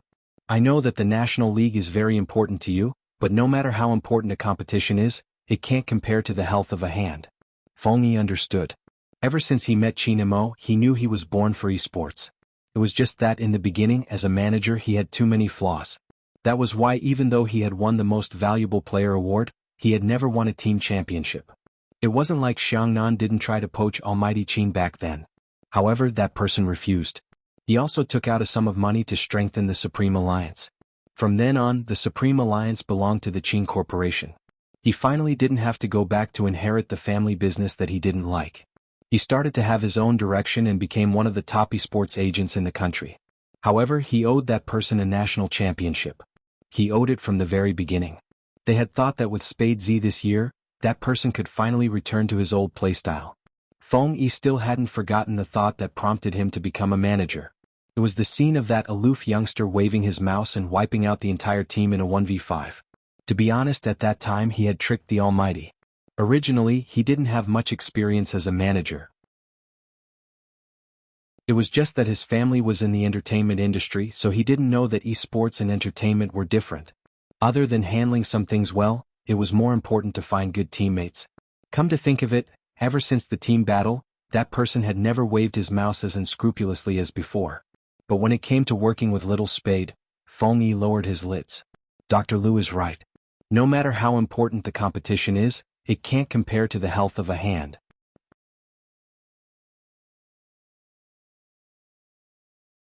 Chapter 622. Yes, it isn't just a competition for Supreme Alliance, but you have to receive treatment. Feng Yi didn't back down. Head to America first and we can talk about the future. Qin Mo buttoned up his shirt slowly and stuffed his hand into his pocket. His gaze was deep. I'm not going. The attending physician let out a long sigh. Is winning or losing really that important? It's not a matter of winning or losing. When Qin Mo said this, he had already walked to the door. His voice was neither loud nor soft. I just don't want to leave behind any regrets. No matter if they won or lost. His biggest regret was not being able to participate. He had said that he wanted to lead Supreme Alliance to the national championship and not be absent when Supreme Alliance lost. Regardless of whether he could continue his career in the future, he couldn't leave now. Of course, Feng Yi knew what Qin Mo was thinking. He knew he couldn't persuade him. But he couldn't let things develop like this. Looking at the tall and straight back disappearing at the end of the corridor. The more Feng Yi thought about it, the more likely candidate was Bo Jiu. He knew better than anyone else who Almighty Qin had kissed at the masquerade party. He also knew that to Almighty Qin, that young man was different from anyone else. After leaving the hospital, Feng Yi called the youngster. This was the first time he didn't follow Qin Mo's instructions. The night outside was dark and gloomy. His voice had also changed. He was no longer the old fox. "There's something I need to talk to you about." When she received the call, Bo Jiu had just reached home.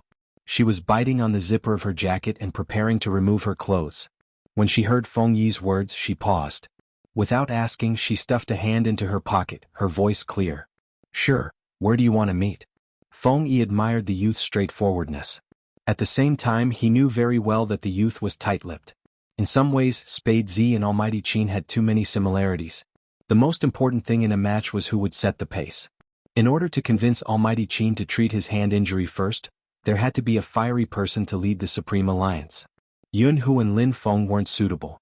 Spade Z was the only one who had never lost, just like how he had been when he first appeared. The night grew darker. He Honghua was still boiling soup when she saw her Jiu pull up the zipper of her jacket to the top and put on a pure black mask. Her gaze froze. "Why did you go out as soon as you came back? Something came up last minute?" Bo Jiu smiled faintly, her exposed eyes beautiful. "Mom, I'll accompany you when I come back." He Honghua was very easy to coax. After hearing her Jiu's words, she instructed, "It's cold outside and the smog is heavy. Wear another mask and clothes. Don't catch a cold." Jiu's body usually looked fine, but once he caught a cold, it would be worse than normal.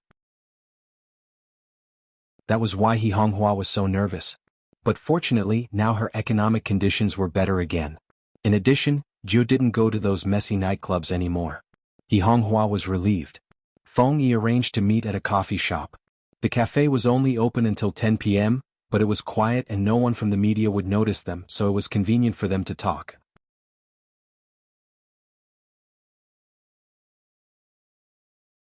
Chapter 623. This is the scan the doctor gave Almighty Qin today. It's about his injury. The attending doctor said that he has to stop all competitions or his hand might not be able to play anymore. Bo Jiu stilled. In that moment she forgot to remove her mask. During the competition, no one had mentioned the Almighty's injury. But she had assumed that since he was able to participate in the competition again, it meant that he had recovered. "Why, only you know about this," Feng Yi continued, tilting his head towards the window. Feng Yi continued, tilting his head to look out the window. Lin Feng and the others all thought that Almighty Qin had recovered. In fact, if the attending doctor hadn't called me, I wouldn't have realized it. The moment he said that, the atmosphere turned heavy. The atmosphere seemed to be heavy and neither of them spoke. Feng Yi wasn't sure how long had passed. The youngster sitting opposite him finally spoke, her dark eyes deep. "Brother Mo won't give up on this competition. That's what he insists on." Feng Yi paused. "You're right. I'll look for him tomorrow." With that, Bo Jiu stood up. "I understand what you mean, he has to be treated first." Similarly, Bo Jiu knew what it meant for the Almighty to miss the National League. Bo Jiu realized she had been wrong. Back then, the Almighty had mentioned that he might be absent for 1 or 2 matches. She had assumed he was going to investigate Z. But after hearing Feng Yi's words, she understood that it wasn't because of the police but because his injury had reached a certain threshold. In order to prevent his opponents from finding his weakness at the start of the National League, he would be absent for the first 2 matches. It wouldn't be a problem during the regular games, but it would be a different story when it came to a professional competition. The faster the hand speed, the more severe the damage to the Almighty's hand. Moreover, the Almighty had used the 3000 knife cutting. Such a special technique didn't just depend on the opponent's speed but also the strength of the wrist. Hence, the pressure on the wrist would be felt indirectly. But once he entered the National League, it wouldn't be as easy as the regional competition. Especially against Xiangnan in the future. Regardless of whether it was a 1v1 or 5v5, the Almighty would lose if he didn't use the 3000 knife cutting. Based on her understanding of the Almighty, if he used 3000 knife cutting again, the consequences would be unimaginable. Even though the Almighty knew about it, he still decided to use it limitlessly in the semifinals, especially against Xiangnan, for Supreme Alliance to win the national championship. He had long planned to use his future career in esports to exchange for it. Otherwise, the Almighty wouldn't have hidden his hand injury. Firstly, he didn't want anyone to stop him after finding out.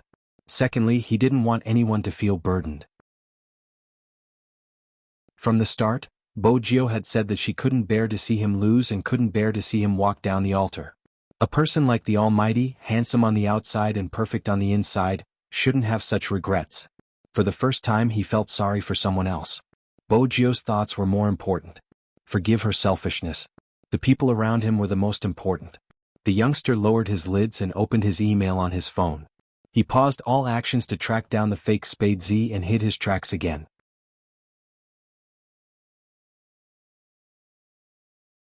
Chapter 624. The National League was around the corner. An overwhelming number of reports came flooding in. Just as Feng Yi had said, no one in the team knew about Qin Mo's hand injury. Many of them had been waiting for this day for a long time, be it the old members like Lin Feng or the new members like Shui Yaoyao. The National League wasn't just a competition to them. All the mockery disappeared. Or perhaps they could fight side by side. Shui Yaoyao couldn't explain her emotions. After a day of running, when she saw the day marked in red on the calendar, her heart beat slowly and solemnly. Yunhu and Lin Feng were still practicing their hand speed. For the past 365 days, when others couldn't understand why they liked to play games, they had spent most of their time on it. There wasn't a single effort that shouldn't be fulfilled. But behind this kind of fulfillment, there was usually someone supporting them. The morning sun shone down gently. Almighty Qin hadn't expected to see the youngster sitting in his room the moment he opened his eyes. A certain someone was sitting by the window holding a glass of milk as she fed the cat. The cat obviously didn't want to talk to her. A certain someone poured some milk onto her hand, ignoring the cat's disregard as she placed it on her fingertips. One look and it was obvious that she hadn't kept any animals. Indeed, Bojio hadn't kept any animals. After she had arrived, Movie Queen and had tasked her with waking the Almighty up and feeding the cat at the same time. She felt that it would be better to wait for the Almighty to wake up naturally, hence she had decided to feed the cat first. Who knew that the Almighty's cat would treat the handsome guy like dirt, giving him an arrogant expression. I'm going to shave your fur, let's see if you're still like this. Qin Mo, who had just woken up, heard the small threat. Qin Mo arched a brow. He had just woken up and his voice was hoarse but magnetic. Princess, come here. The cat heard his voice. It meowed immediately, pouncing towards the beautiful man on the bed. Where was the arrogance? Bojio placed the milk down, watching the fat cat. The big fat cat seemed to have sensed her gaze. He turned and shot her a look that said she was a stupid human, allowing her to experience it herself. Bojio smiled. Brother Mo, how about grilled cat claws for breakfast? Be careful, it might take it seriously and give you a claw. Qin Mo looked at the youngster and didn't have the slightest intention of getting up. Bojio arched a brow. You must be a female. It's male. Qin Mo caressed the cat's body with one hand and leaned against the headboard. Bojio paused. A male cat called Princess? What? Not good? Qin Mo raised his eyebrows. Bojio smiled. That's good. Princess, call one over. The big fat cat. Meow, this human with a suspicious aura. Don't think that I can't understand the smile in his voice. So what if a male cat is called a princess? What happened? Qin Mo glanced at the ball that had exploded in his hand, his brows twitching. How did you provoke it? It usually doesn't do this to boys. Because I'm not a boy. Bojio sat on the chair and placed her chin on the back of the chair. She glanced at the cat and thought that it must have smelled his scent. She smiled. I'm not sure. It's probably the first time we're meeting. He thinks I'm too handsome and is jealous.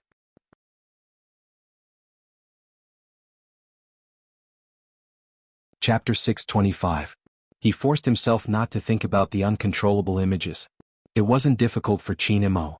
But he had never felt the urge to kiss and possess her the moment he saw her.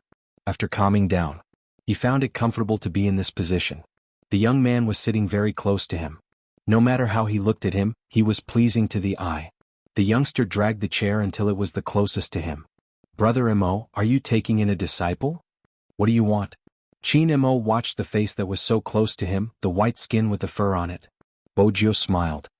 There's a mission in the hero game that requires both master and disciple to complete. Brother Mo, can you teach me how to play like a bookworm using calculations to fight a 1v5? Qin Mo released the cat. You want to change your strategy? Be more precise. Bojio knew she wasn't the same type as the Almighty. She wouldn't change her strategy, but she needed to improve. Fortunately, Qin Mo wouldn't reject the youngster's request. He said faintly, "Come over." Bojio was focused on improving herself and raising her conditions. She didn't notice their positions. Qin Mo didn't notice either. Qin Mo's hand went around the youngster's back and pointed at the screen. With your positioning, you should be able to use this formation to control him, then calculate. His voice was very low, and when it rang in the ears, it gave people the feeling that he was still talking about physics. It wasn't until later that Qin Mo realized their position. Surprisingly, a certain someone was exceptionally obedient today. Qin Mo lowered his lids to look at the person in his arms. She was scrolling through the characters on her phone, trying to control his urge to kiss her. He took a photo when the youngster wasn't paying attention. The photo was affectionate and wouldn't cause anyone to think otherwise. But Qin Mo had said that he wanted everyone to know who this person belonged to. There were still people expressing their opinions on the official Weibo. Some people were unwilling to be left out. Basically, they felt that Spade Z was putting on a show. Qin Mo's methods were always ruthless. He posted the photo with a few words. A certain someone's way of coaxing others is to come over to my place to play games. The moment the reply came out, quite a few people said, "I told you to give out dog food." Almighty Qin didn't give out dog food yesterday, but that didn't mean there wasn't any dog food. Why did it feel like they were being abused? Just playing games? Playing games while sitting in my arms? I also want to sit in my boyfriend's arms and play games in the future. Little Spade is gaming and Almighty Qin doesn't forget to take pictures. This gives me a lot of room to think. Let's not talk about anything else. Both of them are so handsome, and Almighty Qin has just woken up and discovered another incredible secret. How can they be so pleasing to the eye? Almighty Qin, you've changed. Almighty Qin. Bojio, who was still absorbing all the attacks, didn't see the official Weibo. She glanced down at the screen and waited for the 1v5 team to be wiped out before saying, "Brother Mo, I know about your hand injury." Qin Mo frowned. He stopped scrolling through his official Weibo, his side profile handsome. "Why are you so obedient today? Are you here to persuade me?"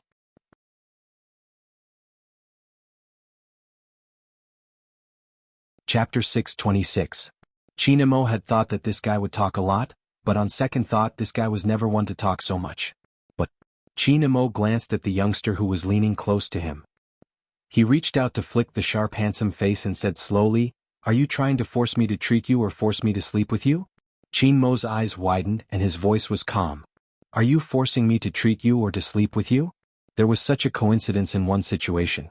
Because Princess ran down, Auntie Zhang held the cat and stood at the door in a daze. She couldn't believe what she was seeing. The plump princess cried out in her arms. In the words of a cat, it was, "You human with an abnormal aura, let go of my master." Of course Bojio heard the commotion. She turned and glanced at Madame Zhang's expression. I knew it. There was no need to say anything. After all, her current posture looked like she was about to force herself on him. Coupled with the Almighty's words and her previous dark history, there was no way she could clear her name. Qin Mo also saw the person over there. He raised his eyebrows and said slowly, "Aunt Zhang, what's the matter?" No, I'll carry the princess away. You guys continue?" Auntie Zhang almost ran away, feeling very conflicted. If it was a girl who treated the young master like that, he could understand. Why did ninth young master's actions just now? She must be thinking too much. But young master had clearly said the word, sleep. It was a mess, a complete mess. So ninth young master had that kind of feelings for young master? Auntie Zhang hugged the princess, not caring if the princess would scream or not. She was in a daze. In the room, they were still staring at each other. Almighty Qin put his hand on the young man's waist and smiled faintly. "What? You're not going to force me anymore?" Bojio arched a brow and pressed herself down, her breath landing beside his ear. She smiled. "Brother Mo, think about it, if something really happens to your hand, even someone as strong as me would be able to push you down. It would be too dangerous. I'm just complimenting your handsomeness, it would make you lose control." Qin Mo's eyes darkened, probably because he had seen the youngster in female clothing. Now, as long as this fellow supported himself by her side and approached her in this manner, the image in her mind would no longer be so pure. since it was this person who took the initiative to approach. Then don't blame me for being impolite. Chin Mo exerted force with his left hand and flipped the person over. He pressed down on the youngster's shoulder and looked at the beautiful collarbone that was pulled out. His thin lips moved closer to that place and his voice was deep. How can you not control yourself, She didn't expect the Almighty to tease her like this. His warm breath hit her collarbone and it was hard to ignore. The most important thing was that the Almighty actually bit down on it. It was a real bite. Bojio felt hopeless. But since she had made preparations before coming, the Almighty wouldn't notice her secret. And she didn't move. It would be dangerous if she moved further. In the future she would be called the little bandage expert and the fake top scholar. It was a little painful and a little numb. In the end there was only an indescribable feeling. Chinamo lowered his head, his black hair falling down, covering his expression. His eyes were deep and unfathomable.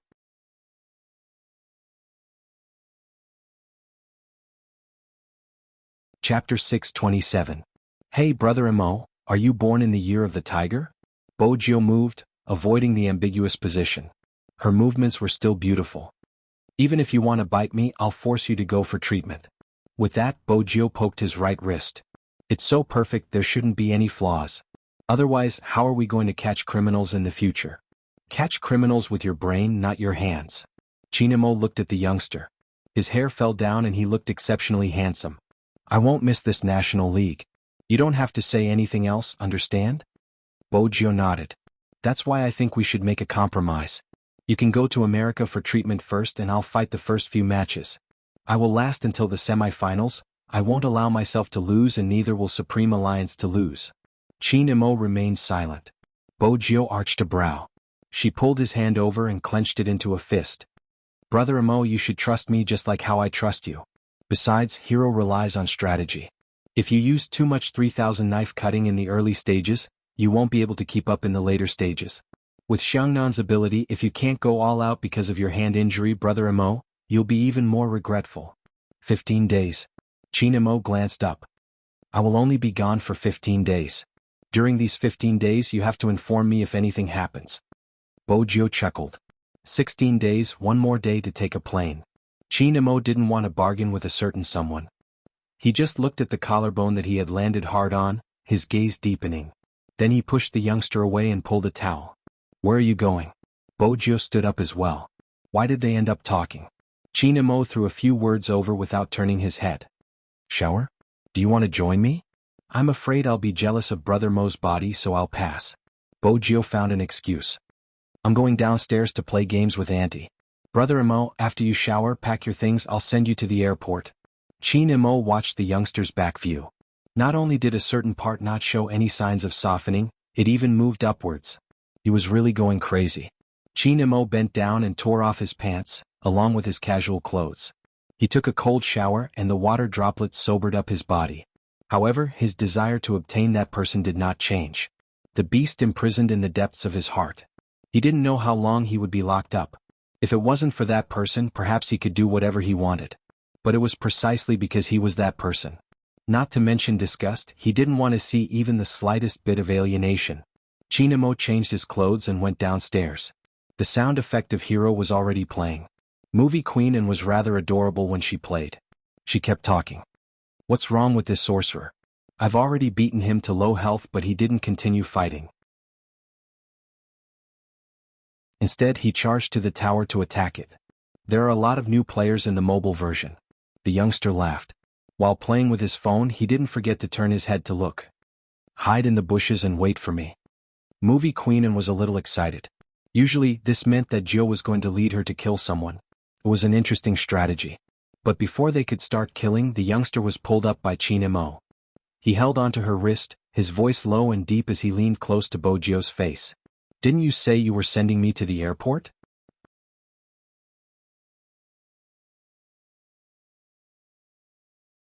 Chapter 628. Movie Queen and didn't understand. Why are you going to the airport? The National League is tomorrow and the first match is in Jiang City, isn't it? She came back to watch the competition. Chinamo replied. Leave the rest of the competition to Jio, I'm going to treat my hand. Movie Queen and paused, glancing at Chinmo's wrist. You're not healed yet? Mitch. Qin Mo didn't want to say in front of the youngster that he had only temporarily treated his heart. Movie queen and smiled faintly, looking very elegant. I understand. Go, let Deputy Zhang follow you. Qin Mo didn't reject the arrangement. It was best not to let the outside world know what he was going to do. But his hand was still holding onto the youngster, with no intention of letting go. Movie queen and watched as the two of them left, her voice filled with relief. Madame Zhang, Mo finally took the initiative to treat his injury. He even left in peace. It wasn't easy. Yes, madam. Madame Zhang stood at the side. Movie queen and chuckled. He probably found someone worthy of his trust. To him, Jiu is very precious. That scene still lingered in her mind. Madame Zhang didn't know how to reply. She couldn't possibly tell Madame that young Master Jiu had almost forced himself on her, right? But judging from young Master's attitude, he was probably willing to be forced on. Madame Zhang had served the Qin family all her life and had seen such things in the courtyard. Sometimes two soldiers could see eye to eye. But it was a difficult path to walk. Hence, she chose not to say anything. In her heart, she hoped that the two young masters could think it through and be happy. But someone else didn't think so. Wu Zhen, who couldn't stand the youngster, tightened her grip on the mouse after seeing Qin Mo's official Weibo account. She took a deep breath and stood up. In reality, she couldn't understand why she had liked that person for so many years. Why didn't he ever respond to her? This kind of method was really too chilling. But no matter what, she still liked him. And all these changes were because of that clingy thing. Perhaps she should change her method. Wu Zhen lowered her gaze and dialed Han Susu's number. The first thing she said was, "The young man you like should be gay." Han Susu didn't pay much attention to the rest. When the person she liked turned out to be a gay, it was as if all the illusions had been shattered.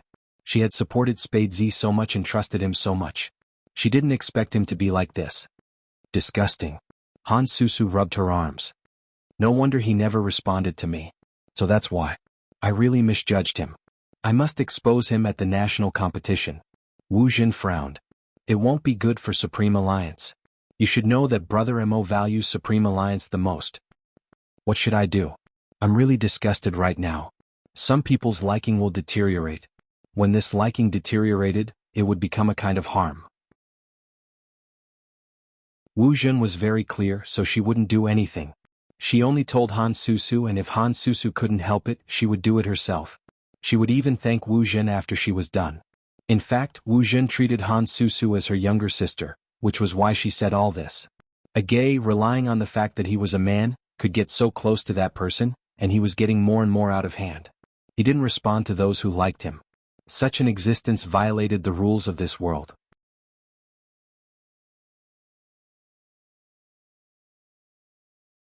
Chapter 629. I can't let my love go to waste. Han Susu continued on the other side of the phone. This kind of person is really scum. I want to expose him.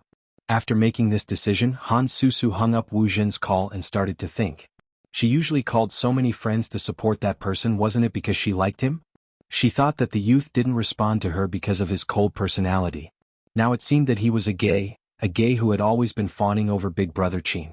She wanted to see how he could compete in peace after she exposed him. There were many kinds of likes, and the most terrifying one was extreme. Those who were used would never realize that they were being used. Even if he realized it, he was willing to do it. It was very simple because that was human nature. It had nothing to do with right or wrong. There was a saying, if I like you, then you must like me. I've already used my own way to like you, but if you still treat me like this, then I'll be disappointed in you. Han Susu was such a person. Moreover, this kind of person had always been self-righteous. If he gathered his friends to denounce a person, at the very least, he would be able to tear down that gay's disguise.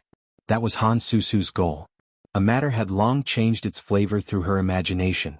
Moreover, she felt that she had done so many things before and had not received any response. The other party was really not worthy, so when it came to her, the matter changed again. In addition, the average age of fans in the esports circle was quite young, so a few of them gathered together to discuss. If I knew he was gay, I wouldn't have liked him at all. In the past, when I saw him with the Almighty, I thought they were quite loving. Turns out he's actually gay. I can't accept it. We vote for him every day to boost his popularity. What a waste. Actually, I think it's fine even if it's a gay.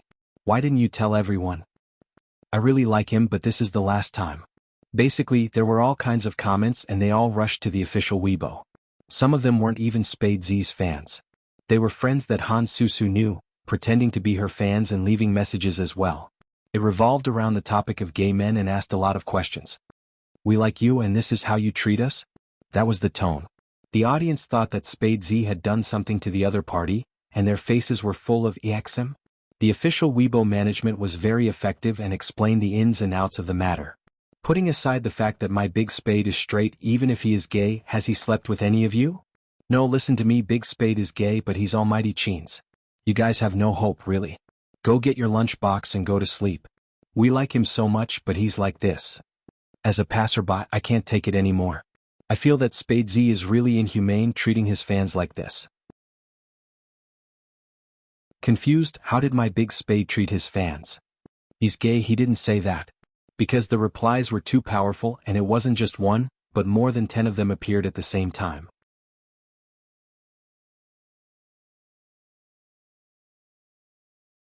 Chapter 630. In fact, the real Spade Z fans wouldn't doubt it. They had already formed a force. From the start of the youngster's debut till now, they understood that youngster. As long as he didn't hurt anyone, so what if he liked someone of the same gender? Hence, when Feng Yi's post came out, everyone united together, presenting the facts and reasoning about what the person they liked was like. Of course, there were still layers upon layers of questioning messages. Feng Yi knew that some people wouldn't realize that they were hurting him even though they said they liked him. Moreover, some of them weren't Spade Z fans. Because after some time, some people gave themselves away. One of the sock puppet's previous posts said, "I would like to clarify something on behalf of all of us. We are all sensible. After all, we like Spade Z so much. Even if we are unhappy, we will support him silently." The next post said, "Hee hee, who wants to cheer for him? I'm just a passerby, so I said a few words because I couldn't stand it." Feng Yi found it hilarious. It was a contradiction. It was a pity that some people were too young and couldn't understand. Fortunately, the Real Spade Z fans had become an invincible force. Sometimes he was really proud of this power. They didn't need too much emotional interaction, but they could see the true nature. Feelings might be precious, but when they came together and liked the same person, that was because that person had the same beliefs as them. Just like back then he chose Chinemo. No matter what, he would believe in that person. Things didn't blow up. But once the word gay came out, someone would definitely notice it. And that was what Han Susu wanted. Next was to find someone. How could that be enough? She already knew about the incident at the crime scene. She couldn't cause trouble here, but it didn't mean she couldn't cause trouble at the scene. Coincidentally, she had met some hardcore fans and chatted with them. She could bring the troublemakers to the scene. She wouldn't have to do anything then, she could just watch like today. Sigh, she was really disgusting. How could she like a gay? And who did he think he was? He liked him so much, but he didn't reciprocate. She was just messing with him in passing. I like the feeling that he can't do anything to me even if he doesn't like me. Anyway, someone would stand up for her. Han Susu was right about this. Because Feng Yi needed time to deal with this. He didn't want to tell those two either. Feng Yi lifted his head and glanced at the clock hanging in the office. Little Spade had already sent a text saying that he had persuaded the person and was now sending the Almighty to the airport. Feng Yi knew what Almighty Qin's departure meant to Supreme Alliance. At such a crucial time, everyone needed to stand together through thick and thin. Because in the future, all the pressure would be on the young man alone. As smart as the youngster was, he understood that when a newcomer took over the position of the vice-captain of the Supreme Alliance, everyone would take it for granted if he won. But if he lost, he would face either incomprehension or condemnation. Even if he understood, the youngster didn't say much when he first found him. He only told him one thing: "I won't let Brother Mo step down from the altar." When the young man said this, his eyes were so bright that they were almost black.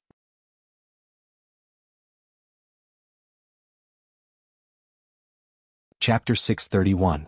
At that time he was really touched. In the end, the youngster stopped him with a hand gesture, and very handsomely interrupted him.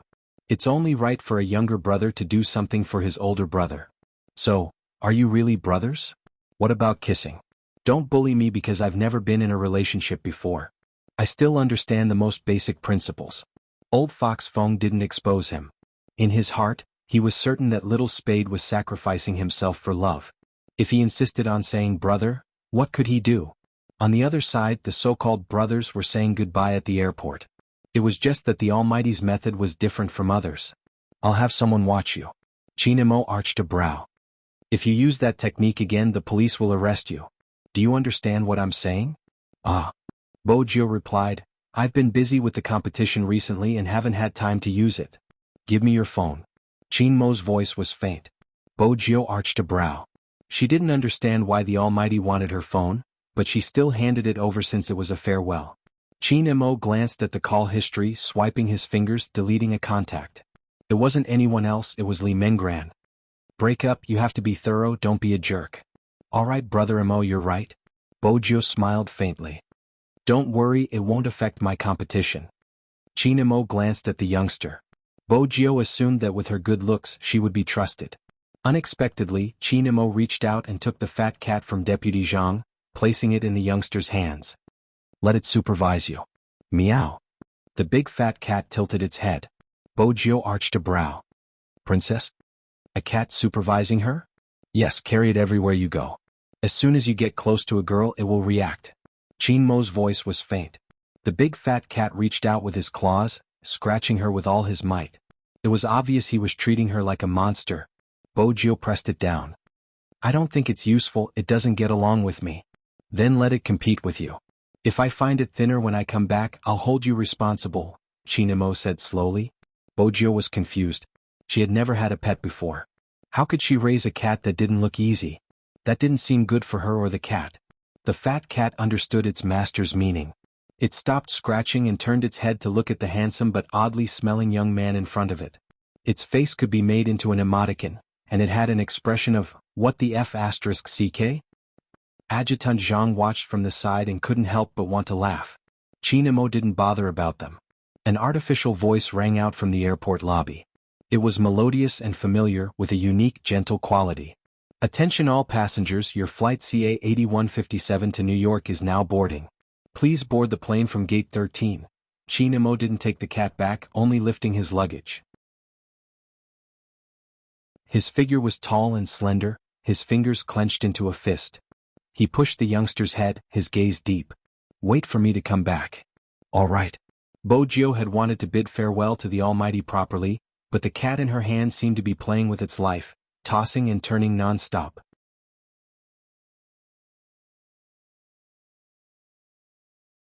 Chapter 632. Bojo hadn't expected this hug. Until her face plunged into a warm chest. She could feel the sweater brushing against her cheeks, and the Almighty's other hand rubbing her head. At that moment, the surrounding voices became much quieter. When a person was too close to another person, one could hear the sound of their heartbeat. Because it was at the airport, everyone was saying goodbye.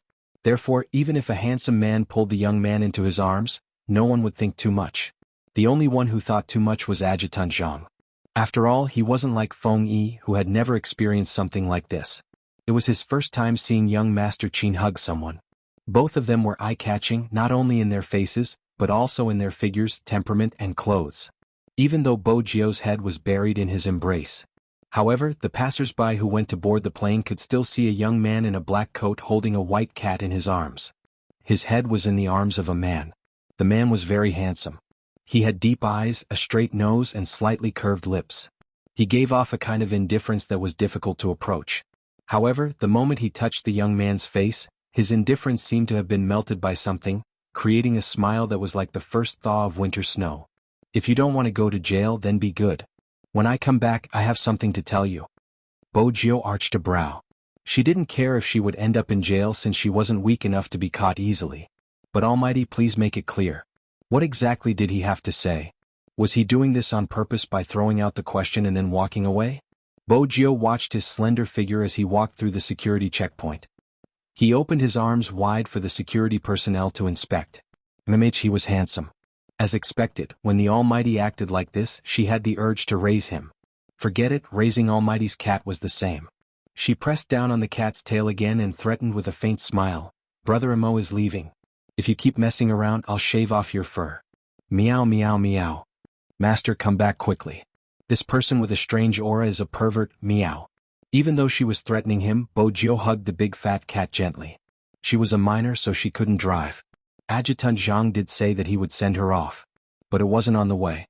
Moreover, it was convenient to take the train from the airport to Bojo's destination.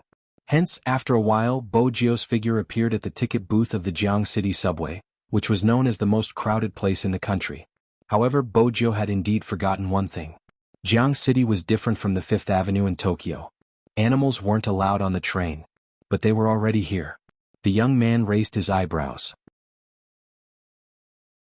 With a lollipop in his mouth, he unzipped his jacket and stuffed Princess into his arms, wrapping her up. There was nothing wrong with wearing thick winter clothes. The main thing was that even though Princess was a fat cat, she wasn't very big. Fortunately, the subway only checked the bag, there was no full-body scan. But along the way there were already quite a number of people watching her. In this day and age, even men could get pregnant? Bojo lifted the cat higher as more and more people sized her up. Don't think that the princess was very obedient, because if she moved, the young man would definitely threaten her by her ear, shave the cat's fur. This world didn't care about cat rights. The princess was depressed, very depressed. Bojo reached out to caress its ears. The girl beside her watched as Bojo boarded the train. She had wanted to take another train but changed her route instantly.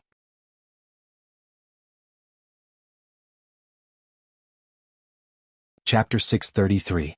That's right, the girl was a Spade fan, the type that had been playing for years. If she hadn't seen her big Spade, she could confidently say that she had become a Spade fan because of the youngster's beautiful skills and techniques, not because of his looks. After seeing him, he was really handsome. She wanted to call her friends over, but at the same time, she knew that not prying into Big Spade's privacy was the best way to protect the youngster. Hence, he stood beside the young man silently. All he wanted was to get a little closer. Truly liking someone seemed to be like this, always making the other party feel comfortable, not necessarily doing something to let the other party know. But why was her Big Spade's stomach so bulging? And why was the bulge moving upwards? Perhaps noticing the gaze from the side, the young man looked up. Princess followed the zipper that the young man had unzipped for her, revealing her little head. On her head were pure white cat ears that were still moving. That scene was so cute that it could make people have a nosebleed. Especially when the youngster raised his hand to adjust his collar, not covering it, and pulled on his wristband as if nothing had happened. He looked really cool. But Big Spade, you're going to be skewered. The girl really wanted to laugh. Bojo seemed to have sensed the commotion. She turned and placed a finger on her lips, gesturing for the girl to keep quiet. Just pretend you didn't see anything. All right. The girl lowered her voice. Can I tell you that I'm a Spade fan and I like you a lot? Bojo felt that her life was a cheat. Wherever she went, she would meet fans. The unexpected answer made her pause. On the other hand, the cat in Bojo's arms started to react. It started to bristle with an expression that said, "How dare you cheat on me behind my back? Are you tired of living, you stupid human?" Bojo didn't reply. She forced herself to suppress it. She held the cat with one hand and pressed its head down with the other. Indeed, she was too busy. The more the girl watched, the more she wanted to laugh. Bojo wasn't good at communicating with fans, so she used Princess to act cute the entire time. But the princess really didn't seem like a tomcat. Why did it seem like it was risking its life when it saw a woman? If it weren't for her powerful threat, the princess would have blown her up too. To be honest, it was too dangerous for the Almighty to raise such a cat. It could even smell a woman dressed as a man. Could it be a police cat? The two chatted for a while. Fortunately, this was a topic that the youth was good at. For example, games. Student Joe had a way of talking about games. When he heard that the girl was playing as a tank, he immediately gave a few words of advice. When you're playing, pay attention to whether there are any ranged attackers behind you. If there are, don't be afraid. Both of you can charge forward. If the opponent attacks you, you won't lose any HP. Once you're ready, it's very easy to kill the opponent's half HP. If you're good at playing, then pay attention to your positioning, how to dodge an attack. Practice the reaction speed of your fingers, avoid the opponent's attack, and hit the opponent's fragile DPS first. Time ticked by as the young man spoke. Finally, Bojo was about to alight.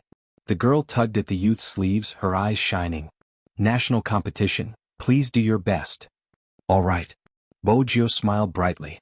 She stuffed one hand into her pocket, the other holding the cat as she walked into the crowd. This day had finally arrived.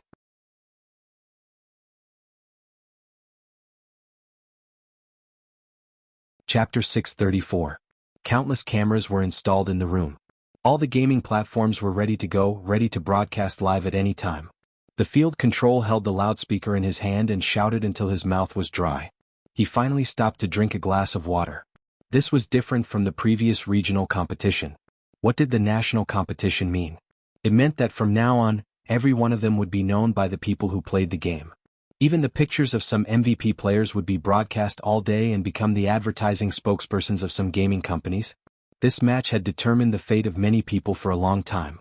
It was like a celebrity talent show, but different from a celebrity talent show. Because their success or failure depended on the team. Because their original intention hadn't changed. They didn't want to have any regrets, they wanted to be recognized, and they wanted to fight side by side with their teammates. 7:30 in the morning. Shui Yaoyao prepared everything and went downstairs. She thought that she had never faced the gaze of her neighbors so calmly. All the sarcasm and malicious misunderstandings. At that moment it didn't seem important. She wanted to go on a date that belonged to her youth. Just the thought that she still had a group of teammates ignited her blood. There seemed to be a kind of person, that kind of existence that could become your strength.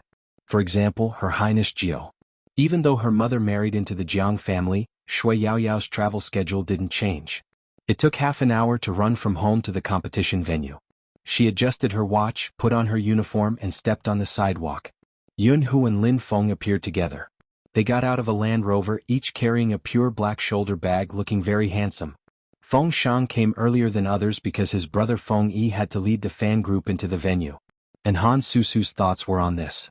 She had met some Spade fans before and now she had feelings for them, so it was convenient to talk about this kind of thing. Actually, at the beginning Han Susu went to find Sister Turtle.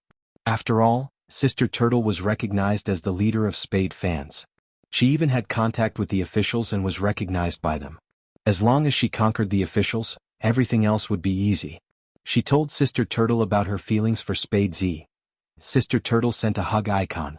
It's the same for everyone. Han Susu had chatted with Sister Turtle more than once, so it was convenient to talk again. In the past she thought she liked Spade Z too much and wanted to know a lot about him. But even her brother couldn't ask her out. This time she wanted to ask Sister Turtle to include her in the official fan group to support the live event. Sister Turtle was also busy and sent a message. I need the official list of the members. Han Susu coaxed and pestered, but it was to no avail.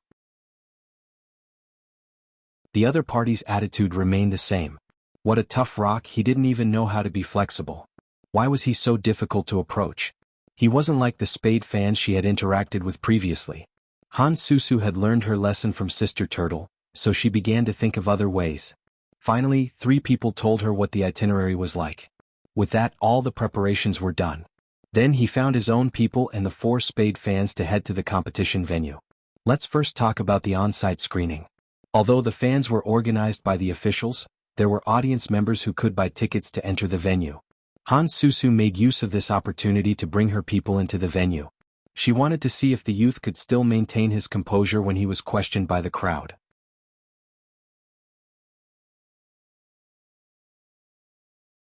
Chapter 635. If he didn't like it before, then he wouldn't have become a terrifying existence. Some people always had the ability to misinterpret things. If she couldn't get anything in return, then the other party must have let her down. Moreover, she did not need to say anything when she arrived at the venue. The people she brought were enough to heat up the venue.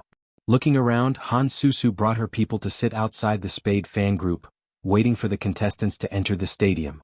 Every team had their own resting area. After Feng Yi arranged the Supreme Alliance fans, he came to the rest area, a sly smile on his face. It's time for the last time, are you all here? Of course. Lin Feng smiled. He was dressed in a handsome black uniform and placed his arm on Yun Hu's shoulder. Yun Hu remained silent, but his eyes shone with a different light than usual. Feng Shang was still stuttering. Captain isn't here yet. Feng Yi stilled. He had come early to inform everyone that Qin Mo wouldn't be appearing in the competition for the next 15 days. But it was one thing to think it through and another thing to say it. Because the war was imminent, Almighty Qin's departure would definitely affect the team's morale. At that moment he heard a swoosh. The black skateboard smashed open the wooden door, and the youth's handsome figure and shiny silver hair appeared. Captain isn't here, but Captain's cat is. With that, Bojio pulled down the zipper, revealing a pair of majestic cat faces. Meow. Let me introduce you, Princess. Bojio smiled faintly. To supervise everyone. The princess wanted to explode, so she raised her tail. Bojio pressed her fingers. Princess means that it represents Captain, and I'm honored to be everyone's vice captain. In the future, everyone can call me Little Captain. Using Baby Feng's words, I'll lead you to destroy people and fly. Lin Feng was stunned for a moment. Then he reached out and caressed the cat's head. He purposely avoided asking about Chinemo and said in a low voice, "Female cat?" "Meow." Male. Bojo smiled faintly. "Male. He's a male, what princess?" Lin Feng was shocked. Bojo arched a brow. "You have to ask the Almighty." Lin Feng shook his head. "Indeed, we mortals can't understand Captain's hobby." Everyone had a tacit understanding not to ask about his whereabouts. Perhaps this was the Supreme Alliance. Some questions would become a burden to the youth if he asked, so he decided not to ask. Yin Weiyao had been through a lot. He knew very well what it was like for a team to face the National League without their captain. He also understood what the young man who took over the position of vice-captain would have to shoulder in the future. Spitting out the cigarette in his mouth, Yin Weiyao walked over and extended his hand. "Vice-captain, are you ready to take us to destroy them? What do you think?" The youngster held the cat in one hand and stretched out the other. Supreme Alliance had always had a tacit understanding. They are not perfect, in fact, because of their unique playstyles, everyone had flaws in the game. Among them, there were even 2 rookies who had never seen a national competition. Some of them came from the most remote mountain villages in the county. However, this did not affect their cohesiveness. Everyone held out their hands. Layer after layer stacked on top of each other, with a snow-white fat cat in the middle.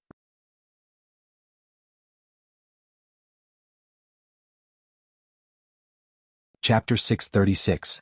That lounge became the place where everyone dreamed of setting sail. In the arena, all the cameras were set and ready, just waiting for the team to enter. At this moment, all the fans stood up, surrounding both sides of the road to show their support. On the Spade fans' side there was a huge banner. Under the banner was a beautiful mature woman, standing tall and straight.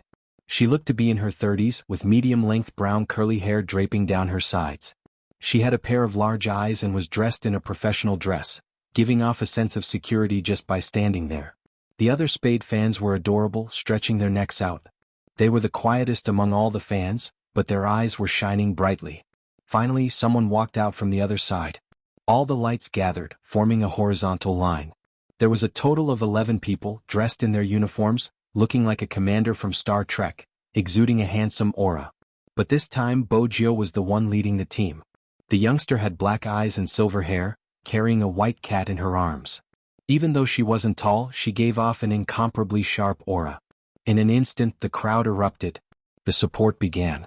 The live stream started, a sea of red. However, just as Bojo led the team into the arena, a person suddenly rushed out, splashing the coke in his hand at the youngster. A person suddenly rushed out and splashed the coke in his hand at the young man. A gay treating his fans like this, I'm really speechless. No one had expected such a turn of events. Even Feng Yi froze, his mind blanking out. Sister Turtle was standing far away, unable to walk over. More importantly, there were 3 other Spade fans who surrounded the youngster. "Let me ask you, we like you so much, why did you?" No one bothered to listen to what they said. It was all in public. This kind of questioning was infinitely magnified and recorded on the camera. The youngster stood there, water droplets dripping down her short black hair and onto her clothes. Her smoky makeup was slightly damp, with so many people watching and so many cameras. It was such a pathetic scene. The true Spade fans stood up instantly. Their agitated gazes turned into heartache. The youngster had never been treated in such a manner. The white cat was still nestled in her arms. The cameras were anticipating the youngster's loss of control. Han Susu blended in with the crowd, watching the scene. Surprisingly, the young man didn't lose control of himself. He didn't even grab the man's collar and cripple him like before. It wasn't because she was kind, but because she knew how important this competition was, so important that she had to endure it. The cola was still dripping. Bojo raised her hand and pressed her silver hair down. She looked like a Greek god who had stepped into the arena. Her slender legs were dressed in a black uniform and the corners of her lips were lifted slightly. Even though she was in a sorry state, she was still arrogant and tempting. "Do you like me?" The youngster arched a brow, asking the 3 fans. The fan felt wronged. "Think about it yourself. How did we support you? What happened to you in the end?"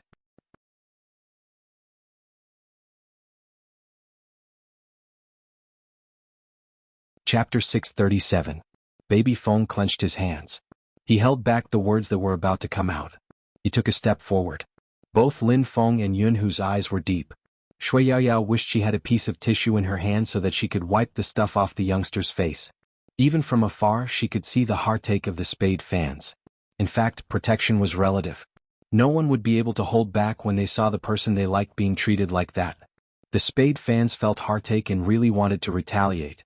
But at this moment, Sister Turtle stepped forward to block. Let him have a good match. This is the National League, we all know how long they have been preparing. There are fans of the other Supreme Alliance and not just Spade fans here. Let them see our support, Supreme Alliance. Victory. Their voices weren't loud, but it was a rallying cry.